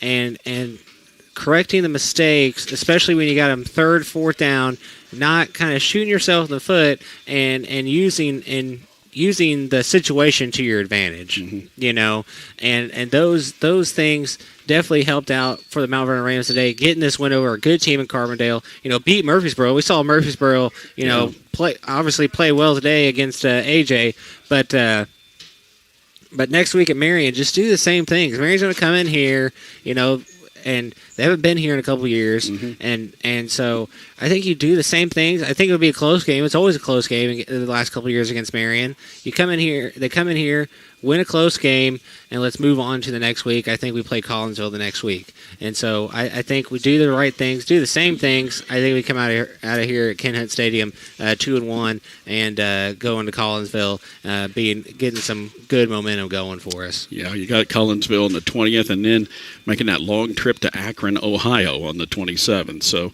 we'll talk more about that throughout the week, and I wanted you to join us, of course, for our pregame show starting around 6:30 next Friday as Marion comes in. Hope you can come on out and wear your pink and root on the Rams. Rams win it over Carbondale by the score of 31-20. Want to thank our camera guy tonight, Jeff Crow, for doing a fine job as always.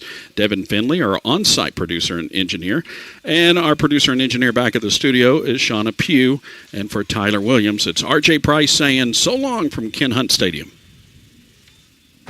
This has been Mount Vernon Rams football on WMIX and the free Section 618 app. This game has been sponsored